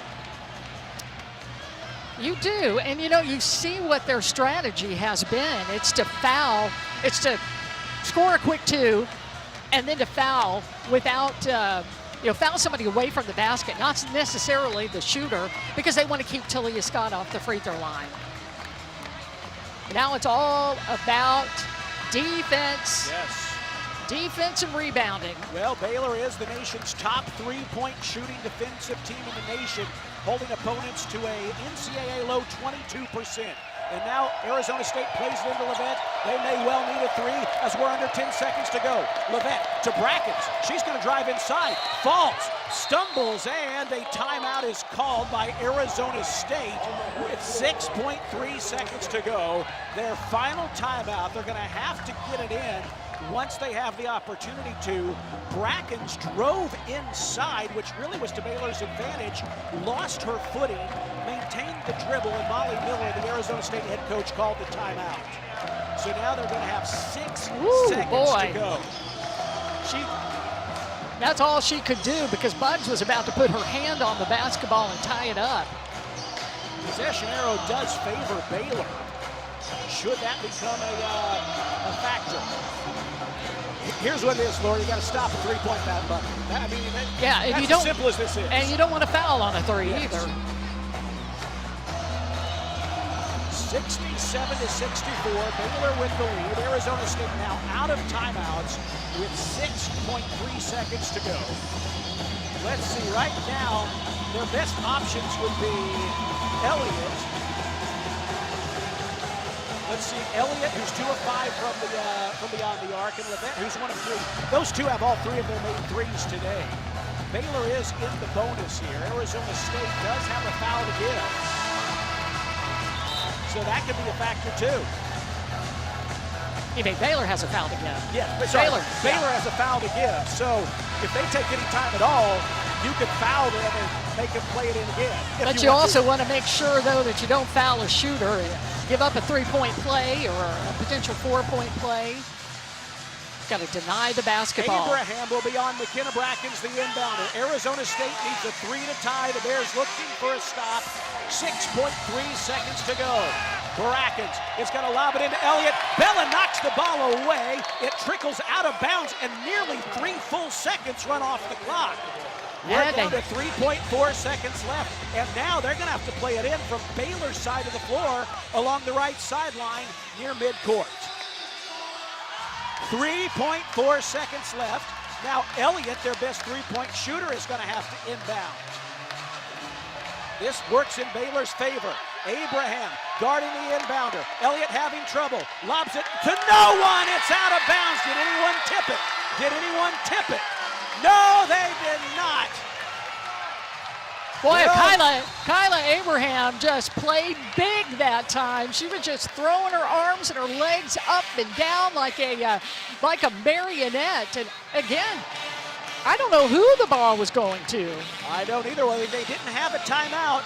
Elliott threw it away, and now it's Baylor basketball with 3.4 seconds left. Coach Nikki calls a timeout to draw up this inbound. You're right. She just had to throw the ball towards the basket and hope somebody from Arizona State would pull the basketball in or would go off of Baylor. But you're right. No timeouts. You just had to sling it up there. Well, how about Bella Fauntleroy, Lori? That initial inbounds from their half of the floor, she spiked it towards the Baylor end of the court, and a full 2.9 seconds trickled off the clock, and that really changed the angle, changed everything for Arizona State, and then Elliott just threw it away. Who's got to inbounds for the Bears? Bella Fauntleroy is going to have to inbounds from that end of the floor. Baylor by 3. You just got to get it in and hit your free throws. They were saying the ball didn't go off anybody's hands, but if you call a timeout? Baylor called a timeout. It was their ball. Baylor's ball, but they're saying that Baylor has to play it in from where she... That's right, where she threw it in because nobody touched it. No one touched it. And Brenda Pantoja is just laughing across the way. And now Bella will play it in. She's got to get it in. Looking, plays it into Talia Scott. Talia Scott. Oh, a jump ball is called. You are kidding me. 1.3 seconds to go, but the possession arrow favors Baylor. Oh, wow. That didn't look like somebody going for a tie ball. That looked more like going for a foul. Very favorable call to Arizona State. Goodness gracious. Luckily, the possession arrow favored Baylor. Now 1.3 seconds left. The Bears just have to get it in. They play it into Jana, and time will run out. Baylor wins over Arizona State, 67-64. Another hard-fought, ready victory here. Baylor will finish the day in first place in the Big 12, following a 67-64 win over the Sun Devils. Woo, what a game today. And Baylor had a lot of things that went their way that did not go their way, especially foul trouble early, but they weathered it all. They were outstanding from the free throw line today at 80%. 80%. And we know earlier this season where people were talking about Baylor needs to get in there and shoot free throws, practice free throws. Well, I think they have, and it certainly paid off. 67-64 the final. The Bears are now 21-4 overall. 10-2 in Big 12 play. For the moment, all alone in first place in the Big 12. Our first Central Credit Union postgame show is coming up next. Stay with us. We'll hear from Kayla Nelms, who is huge off the bench tonight. Kayla Nelms this evening for the Bears off the bench. How about 12 points, 4 rebounds for Nelms? We'll also hear from Coach Nikki. We'll give you stat scores and more coming up. 67-64 the final. Bears win here at Foster on the Baylor Sports Media Network. Do you want to earn points while cheering on your favorite Baylor teams? Join Baylor Bold Rewards. Track your attendance on the Baylor Sports app across athletic events and earn points towards prizes and experiences. Download the Baylor Sports app or register online today at BaylorBoldRewards.com and start earning your points today.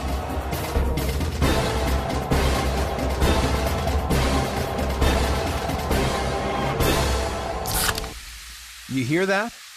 That's the sound of Pepsi Zero Sugar, the better tasting, more refreshing Zero Sugar Cola.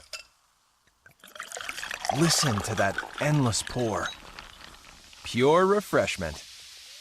If it sounds this good, just imagine how it tastes. Oh yeah, so good. Pepsi Zero Sugar. Let your taste decide.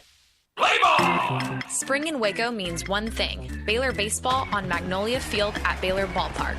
From big home runs to big-time moments, this season is packed with must-see action. Season tickets are on sale now, giving you the best seats, the best value, and every unforgettable play all spring long. Don't just hear the crowd, be a part of it. Get your Baylor baseball season tickets today at BaylorBears.com/tickets.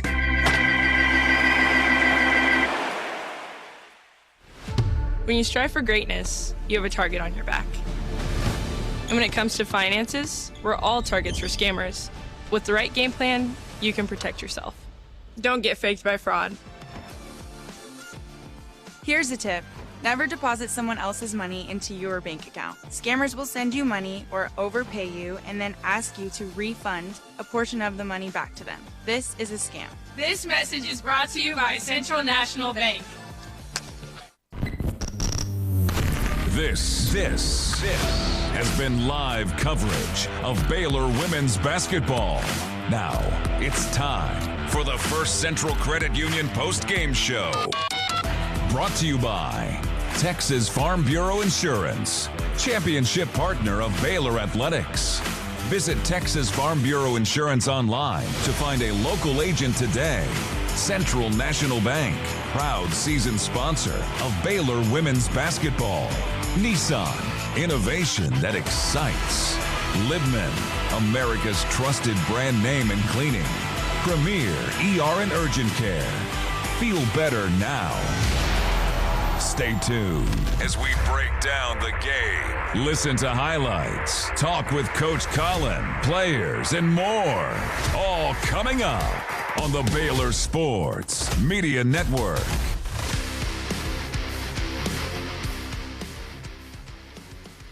7-64 victory over Arizona State this evening here at Foster Pavilion. The Bears, for the moment, are all alone in first place in the Big 12. The outcome of the TCU-Colorado game tomorrow will determine whether or not the Bears are all alone in first place, heading into their big matchup against TCU on Thursday, or tied for first place. Boy, the Bears had to fight for this one today. A big part of the reason they got it done was sophomore reserve center Kayla Nelms. She finished with 12 points off the bench for the Bears, and we are going to hear from her in just a moment. What a job she did. Baylor was able to cling to a lead here in this second half, and Lori, in the fourth quarter, Arizona State tied it a couple times. They clinged to one they pulled to within one a couple of times. But every time they did, Baylor would either get a big shot or hit clutch free throws to push the lead back, and they were able to get a stop late in the game. Arizona State never got a look at a potential game-time three-pointer, and they win this one 67-64. Looks like some fans engaging with the players here after the game, so that's fun. And that's what women's basketball is all about. And it's, I think the big three are doing the autograph session, right? Bella, Bugs, and Talia. Yeah. We'll see on that. But we'll hear from Kaylin Elms in just a moment. You know, boy, Lori, this what you mentioned a stat here. Let's mention the big one. Baylor tonight, 81% from the free throw line, 18 of 20 in the second half. 18 of 20 in the second half. That was huge in this one today. You know who was 2 for 2 in the second half from the free throw line? Kyla Abraham. That was. I mean, how about that? 19 seconds left, and they. Sorry, we had to make sure people had writing utensils. Facilitate autographs behind us here. Yep. Well, hope they don't mind a green Sharpie pen. I think I have a green one as well, so I don't think so. It's very Baylor branded. Yeah, you know, Baylor green and gold, right? Well, going back to Kyla Abraham's 2 free throws, I mean, I think I clutch my pearls at that because they intentionally fouled her. They did, and she stepped up calmly and hit them. To make her, I mean, before they even inbounded the ball. And so they did that so they would make her get to the free throw line. I mean, I understand what they're trying to do, but Kyla was like, Yeah. And she knocked down both of those free throws. And I mean, that is super clutch. And Baylor was 7 of 8 from the free throw line in the fourth quarter. And in just a second here, we're going to hear from Kaylin Elms. We don't mind waiting on her a little bit. She's visiting with some of the fans here and signing autographs. And such a big part of this Baylor win tonight here on the First Central Credit Union Postgame Show. First Central Credit Union. We do for you. Kayla getting some encouragement from Talia Scott. And Kayla, congratulations on the win, and congratulations on playing such a big role in this for you. Boy, you came in that second quarter and gave the Bears instant offense. You know, what's your mindset coming in a game like this? Are you just kind of ready for whatever? Because it feels like your role changes from game to game. I think personally, like, to get in a game, you have to be able to play defense. So offense for me just comes naturally.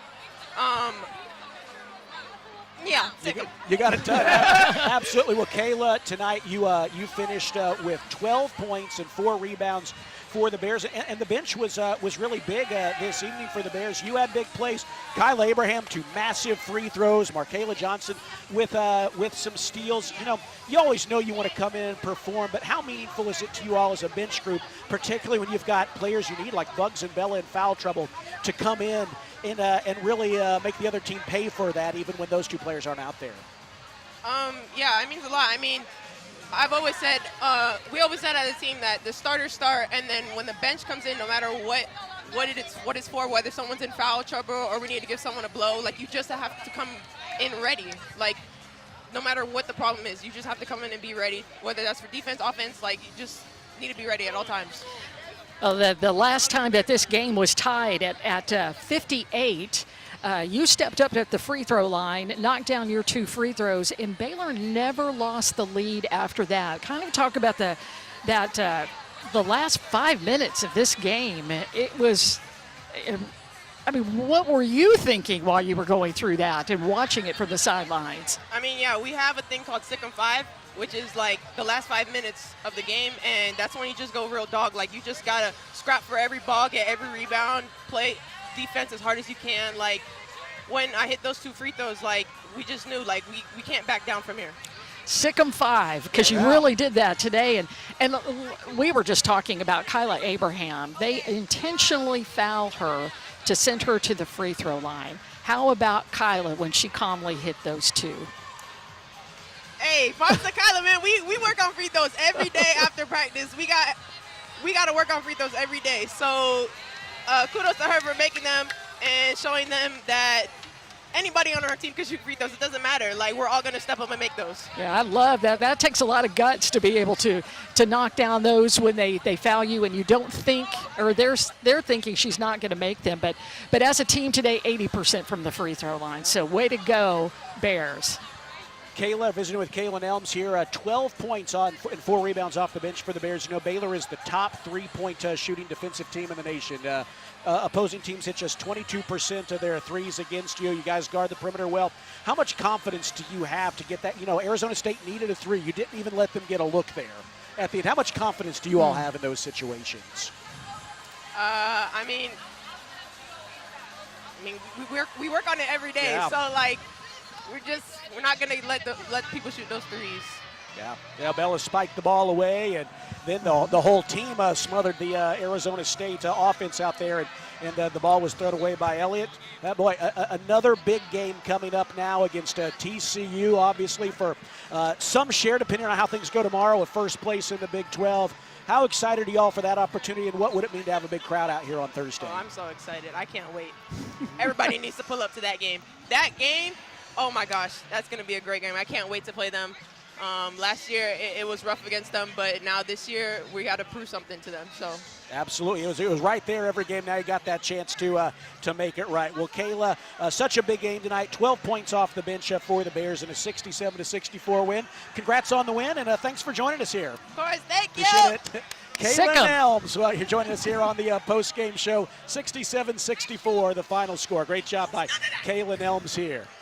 Well, here in just a little bit, we'll be joined by Bears head coach Nikki Colin. We'll see if she slides back over here. Hope you all got some autographs. As we got some fans. They returned the Sharpie pin.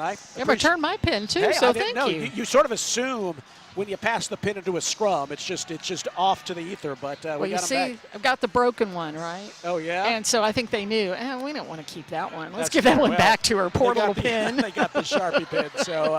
So that's good. But 67-64, the final score. We're going to hear from Bears head coach Nikki Colin here in just a little bit. But for the moment, let's take a timeout as the Bears remain in first place, all alone at the moment in the Big 12. 10-2 now in conference play, 21-4, following a 67-64 win over Arizona State here at Foster on the Baylor Sports Media Network.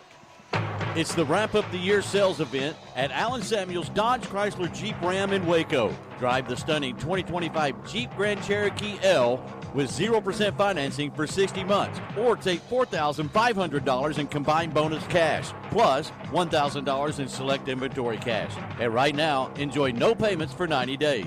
Just sign and drive into the new year. These deals end soon, so hurry into Allen Samuels in Waco today. Come by, let's be friends. Have you been to the new location of Green Eye Associates yet? You'll still receive the same award-winning service and excellent care from Dr. Green and her dedicated optometrists and staff. But now conveniently located in Woodway right off of Highway 84. Come see the expanded optical showroom and be sure to ask about innovative services like IPL treatments for dry eye symptoms and the brand new Sports Vision technology. Green Eye Associates, the official optometrist of Baylor Athletics. When you strive for greatness, you have a target on your back. And when it comes to finances, we're all targets for scammers. With the right game plan, you can protect yourself. Don't get faked by fraud. Here's a tip. Don't click on links in emails and text messages. Scammers send emails and texts that look real, saying there's a problem with your account or your order. Don't click. Don't do it, ever. Instead, go directly to the company's website and log in there. This message is brought to you by Central National Bank. Serving Texas since 2007, Magnolia Realty is a full-service brokerage led by expert industry knowledge and a commitment to community. With kindness and integrity at the forefront, every agent is equipped to help you navigate the market and make the real estate journey your own. Whether buying or selling, feel supported with an award-winning agent at your side from first offer to contract and close. Magnolia Realty serves cities including Waco, Dallas, Fort Worth, Austin, San Antonio, Temple. Learn more at magnoliarealty.com. You're listening to Baylor Women's Basketball on the Baylor Sports Media Network. A hard-fought victory over Arizona State, 67-64, the final. Baylor in first place in the Big 12 with the win. TCU, if they defeat Colorado, would rejoin the Bears in a first-place tie. A Colorado win would move the Bears a full game ahead of TCU. Lori, that's a sneaky tough game. Colorado has been good this year. They gave us about everything we could handle at home, and I don't know, see what happens tomorrow in Boulder. That's right, up in the atmosphere yes. yet again, and we know that's just a difficult place to play sometimes. But Baylor today I just say just win, baby. Yeah, just win. And you can win by 20. Those are fun because you can kind of sit back and relax. But when you pull together a big win like this and you retake the lead with 5:44 left and you never give up that lead, that has actually been Arizona State's calling card. And I think that's why they felt very confident that they maybe had Baylor where they wanted them, and Baylor just had none of that narrative. They're the ones who were able to make the big plays and just hit the big free throws and be just enough disruptive on the defensive end to be able to win this game. I mean, Arizona State never had a shot. No, they did not get a look to tie it. That's the biggest thing of all. When you can deny, I mean, Baylor's three-point defense shooting percentage didn't get any better on that play because they didn't allow them to get a shot. So that was all the more impressive. Brought to you by Rudy's, proud sponsor of Baylor Athletics. Be sure to stop by your local Rudy's or Rudy's.com for some real Texas barbecue. Enjoy 100% oak smoked meats, delicious sides, and Rudy's signature sauce. Don't forget, Rudy's serves breakfast tacos every day until 10 a.m. We're going to visit here with head coach Nikki Colin in just a bit, but as we wait, let's take a look at stats in this one. First, team numbers. Baylor 2 points better from the field than Arizona State. 38 to 36%. Arizona State was actually 24 of 66 from the field compared to Baylor's 19 of 50. So they actually took 16 more shots than the Bears and hit 5 more.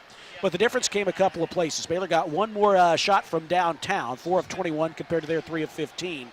And Baylor was excellent at the free throw line. They were not. Baylor got to the free throw line 31 times, hit 25 of them. That is 81% conversion rate. Meanwhile, Arizona State was 13 of 21. That is good for 62%. And Lori, I'm going to take a look here. Baylor shot 31 free throws today, and that, I believe, is a season high in both free throws attempted and free throws made for the Bears, and it is. Their previous high in free throws attempted was 28 in an overtime game against Davidson. They were 22 of 28 in that contest. Other numbers, Baylor turned it over 15 times for an Arizona State team that forces 19 per game, so held them below their average. Baylor forced 11 Arizona State turnovers. Arizona State outscored Baylor, though, off of those outscored Baylor off of those turnovers 19 to 15.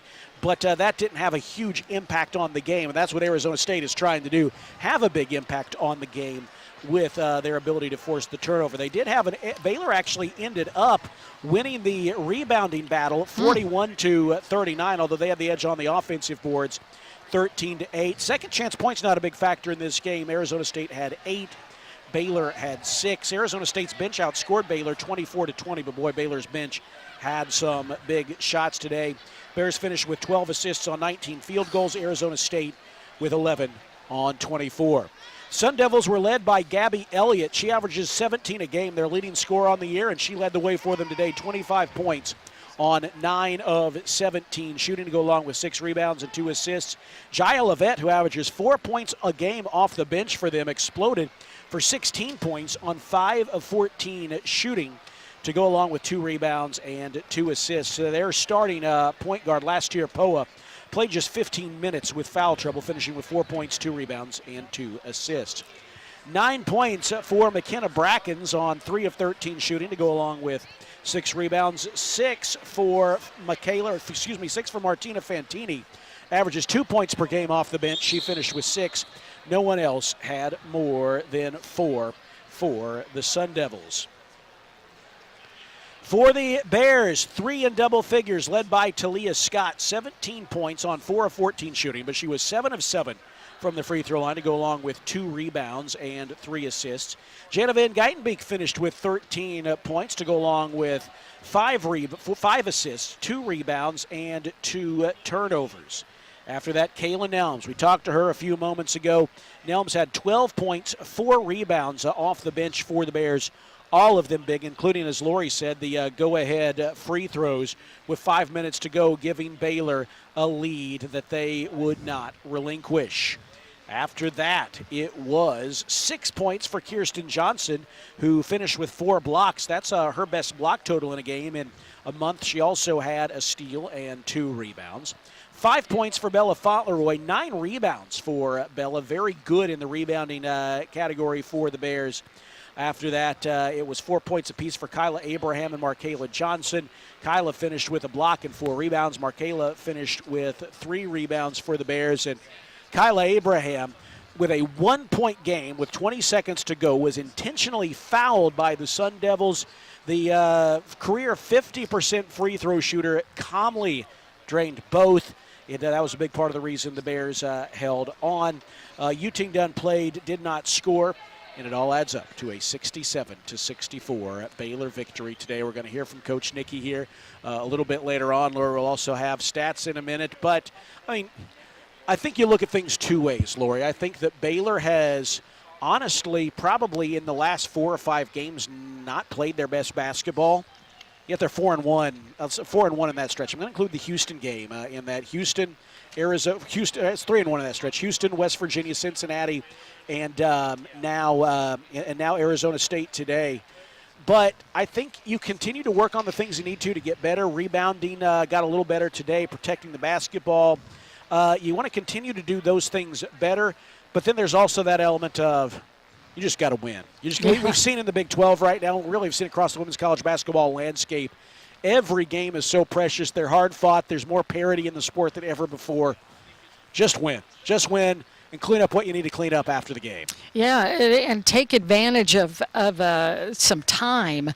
And I think that, things got a little wonky for Baylor just because of the ice event, having to play those games outside of the normal rhythm.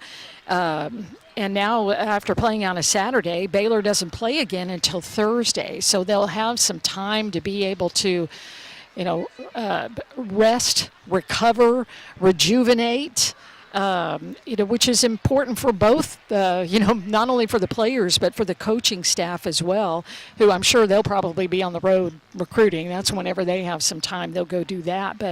But so it does give Baylor a chance to go into a little more longer of a break, but also with a real positive attitude, and you just feel a lot better with a W than you do going into a longer break with an L. Well, for every fan who was here at the game today, and for those of you who couldn't make it for whatever reason, who are listening right now, we need you here on Thursday night. 14th ranked TCU, 15th ranked Baylor. It was these games that decided the Big 12 last year, and that is the pace on which we are headed right now. It'll be a 6 o'clock tip on Thursday evening. You can get seats for just $5. So think about that. For a family of 4, you can come in for this top 15 game and get 4 seats for $20. It's going to be go gold, so wear gold here and make it a sea of gold here in Foster. But if TCU wins tomorrow, that is a game they play at 2 o'clock in Boulder.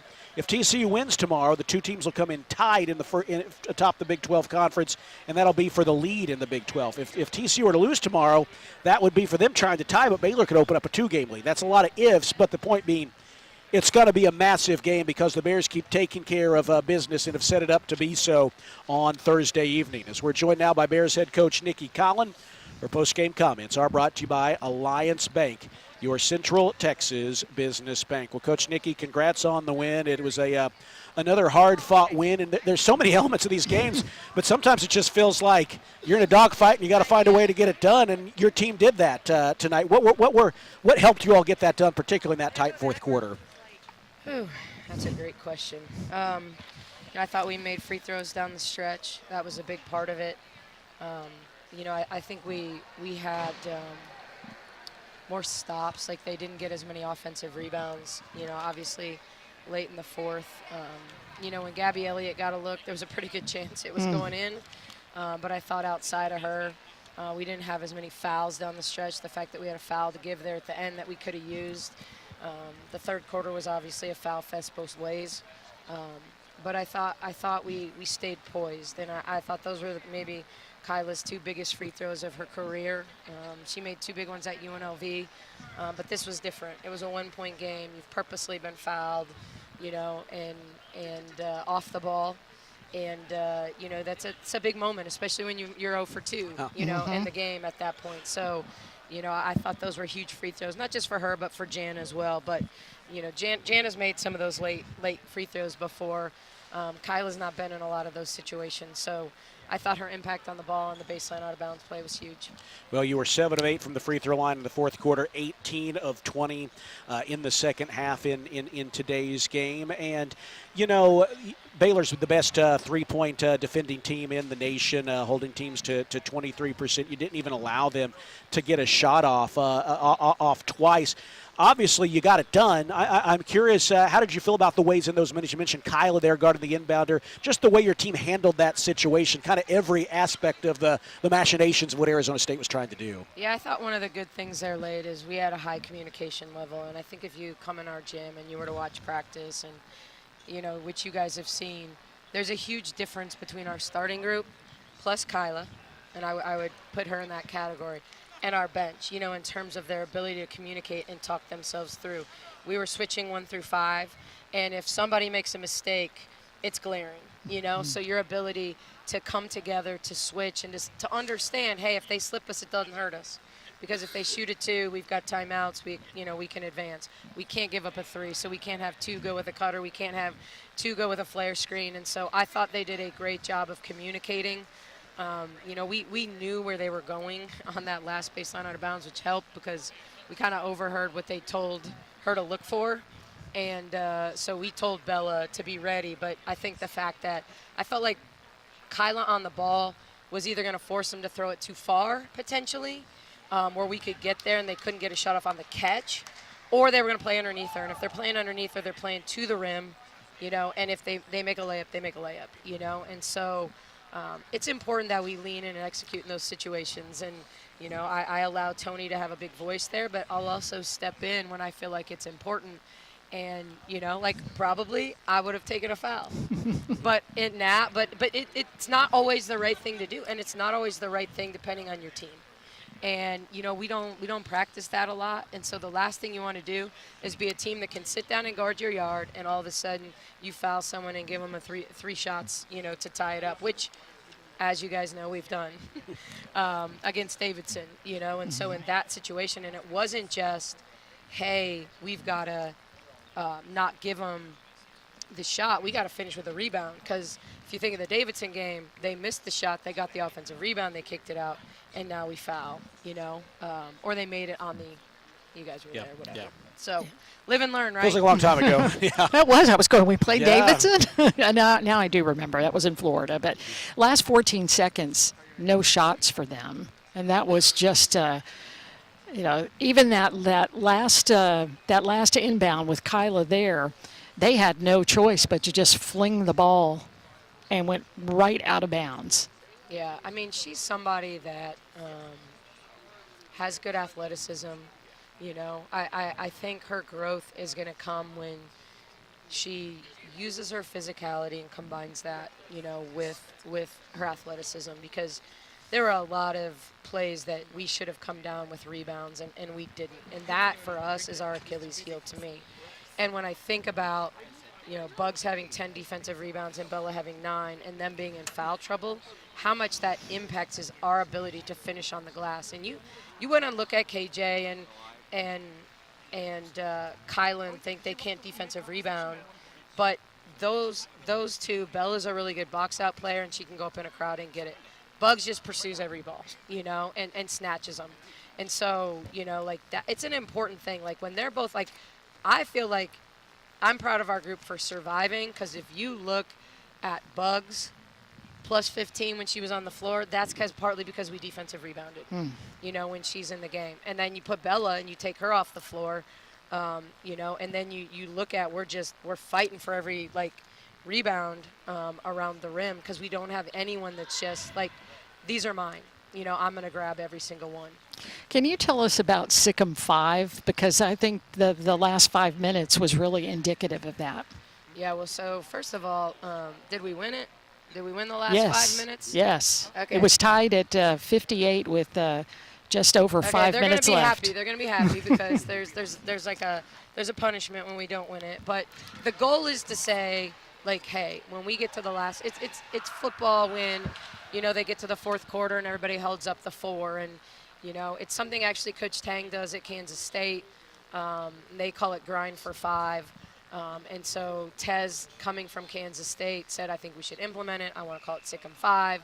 And so everybody, puts it up when there's 5 minutes to go. And it's like, this is grind time. Like, this is when you got to make the plays. This is when you got to meet passes. This is when, you no matter how tired you are, like, you got to take away Levette's left hand, which we started to do because that kid was getting downhill against us. And so I thought we made too many mistakes against their pistol action, and we had some other breakdowns, but I thought we guarded a lot of things well. It's about finishing, It's still, I still think we gave up too many offensive rebounds to them. Coach Nick, you got to ask you about Kaylin Elms, 12 points off the bench. I'll admit, you might have had a better sense than I did, obviously, but I was somewhat surprised to see Baylor -1 when she was out there, but really no fault of her when you look at what she did on the offensive end. 12 points, 3 of 4, 6 of 8. How big was it for her to provide something on offense in those minutes when you were dealing with foul trouble? Yeah, I thought until you could argue I was a little like she kind of missed some assignments. I think that's we tend to play Kyla and Kayla because they have more experience, and or Kyla and KJ because defensively. But in this game, like, I thought we needed an offensive impact, and I thought the fact that she, like, almost on the first possession she was in, went down and posted up and gave us a post option, which we don't usually have, and that's a I got pretty used to, like, running stuff to Nettie last year, and kind of our inability to, like, function down there if it's not a mismatch or they're not switching. So we score off rolls, and if you look at our 5s today, Kyla had 4, KJ had 6, and Kayla had 12. So you combine them, and they had a huge night. They really did have a good night. And they played together more than they normally do because of the foul trouble. But I think Kayla's somebody that is a good shooter. She has good feel. She has good touch. Take away kind of the illegal screens in the 3-second, which actually was 2 seconds, so it was kind of wild.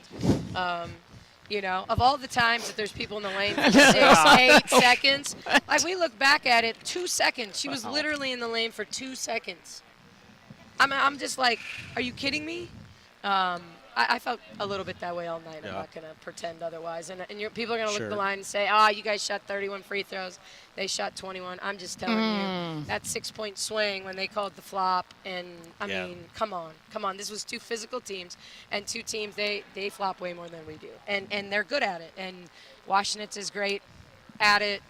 Last year, POA is great at it. Like, they do a good job bodying up and taking charges, but they also throw themselves on the ground. And so, the game was physical. It was really physical, and there was a lot of jersey holds and a lot of hands to faces. And so, I'm happy that we survived it, honestly. And I think they play so dang hard, so I don't want to take away from what Arizona State does, because they play so hard and they compete for each other. And Molly does a great job, and her staff does a great job.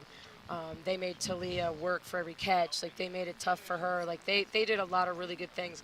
And I would not have had my money on them matching up Gabby Elliott onto Talia, And I thought Gabby, as much as they rely on her on offense, I was surprised to see her do such a good job and still be so effective on the offensive end. 67-64 win the night for the Bears. Going to finish the night in first place, and depending on how TCU does tomorrow in Boulder, it could be 2 teams tied for first place or Baylor a game ahead. Whatever the case, massive home game. Thought a crowd that came tonight who made a lot of noise, and you'd like to see that, and even more so come Thursday night. Yeah, thanks for throwing that lob to me. First, I want to say the crowd was awesome today. I think that there are moments, the 2 missed free throws, but when our students get involved, it makes all the difference. And having a lot of people in here with an opportunity to have a gold out, and kind of make up for what I felt like was a lost opportunity a year ago in this building with them. I think they make all the difference, and we need everybody. We need the students. There's a lot of things. I don't know that you're listening to the radio, but our audience tends to be a little older, but if they are. Yeah, I mean, there's a lot of giveaways. There's a lot of great things in store for Thursday night, and the biggest thing is the opportunity to cheer on a team that deserves, people to will them to this, chance, and it's a 6-game season at this point. Right. I mean, there's 6 games left. We've got 6 regular season games left. The season flies by, and none bigger than Thursday night. But want to say a huge thank you to the crowd today. I thought they were awesome and made a difference in the game. Well, for the fans who maybe are the wheelhouse age that we're talking to, if you don't have season tickets, you can get $5 tickets to the game. That's fantastic. Yeah, $5 tickets. Like, I don't know. There's going to be, I think, I'm not going to say there's any free going on, but discounted, lots of food and beverages and all the good things. So it'll be a really fun night. Bring your family, bring your friends, bring the cousins, anyone you know. Pick up somebody on the way here that looks bored, but bring them all. Yeah, they talk about that. Grab a Go Gold ticket bundle, and that includes like a replica jersey as well. So yeah, and our Sikkim jerseys are pretty cool. So, we got to keep the magic in those gold uniforms. They've been pretty good to us this year. Not that we're superstitious around here, but yeah. I mean, also, I think tonight when you think about Play for Kay and everything she meant, Kay Yao meant to the women's game, just like Jimmy V on the men's side. But for our girls to play for something bigger than themselves tonight from the clinic.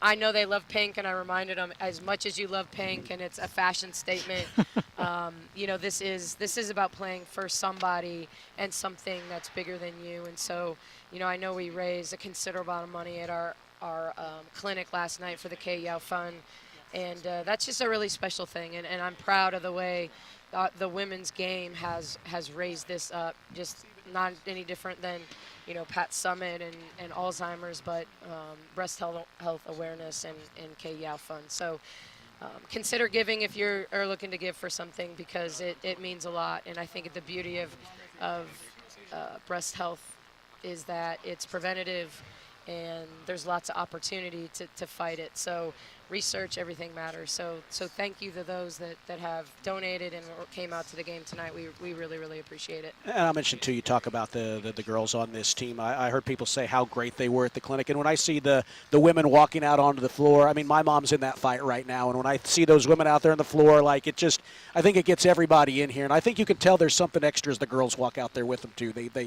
They sense that. It's just really moving. It stands out each year when it happens. Well, obviously, it's a disease that affects men as well, but certainly it's something that strikes in women a considerable amount more, and so it's something that's easy, I think, to lean into in women's sports, and not that they don't lean into it on the men's side.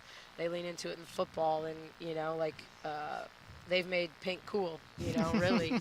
But, I think everyone has a story. Everyone has a relative. Everyone has someone that has won the fight, lost the fight, is in the fight. And so I think it really touches everyone pretty directly. Well, Coach Nikki, we really appreciate it. I mean, again, the players represent the program so well in these situations, but obviously on the floor as well, first place in the Big 12 and a big one on Thursday. Here we go. Thank you. Here we go. Bears head coach Nikki Colin with her post-game comments following a 67-64 win over Arizona State tonight here at Foster Pavilion. We'll take a timeout, and when we come back, we'll look at other scores around the Big 12 and in the top 25 and get you ready for what's ahead on Thursday. Massive at Foster Pavilion this Thursday evening at 6 p.m. More on that when we return after this here on the Baylor Sports Media Network.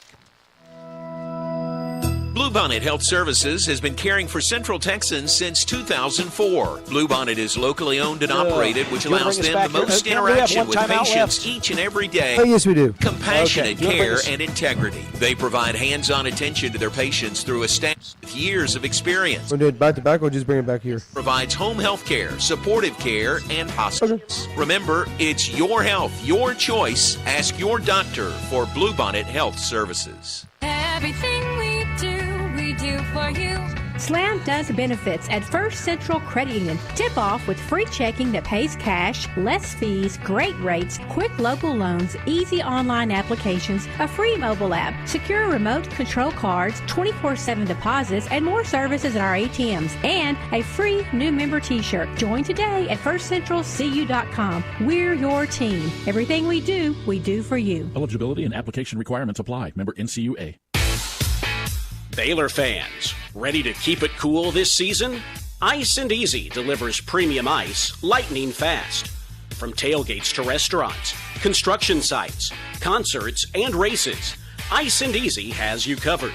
Game day or work day, keep your drinks cold and your spirits bold. Ice and Easy, we deliver, you chill. Proud supporter of the Baylor Bears. You hear that?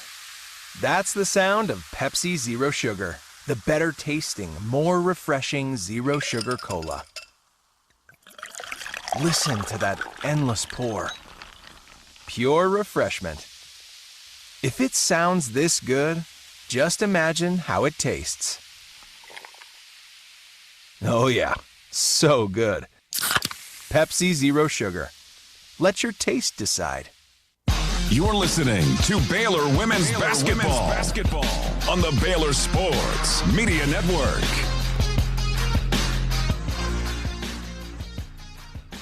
67-64 over Arizona State. And with TCU playing tomorrow, Baylor right now in first place all by itself. And again, don't forget about the TCU game coming up Thursday, 6 p.m. here in Foster Pavilion.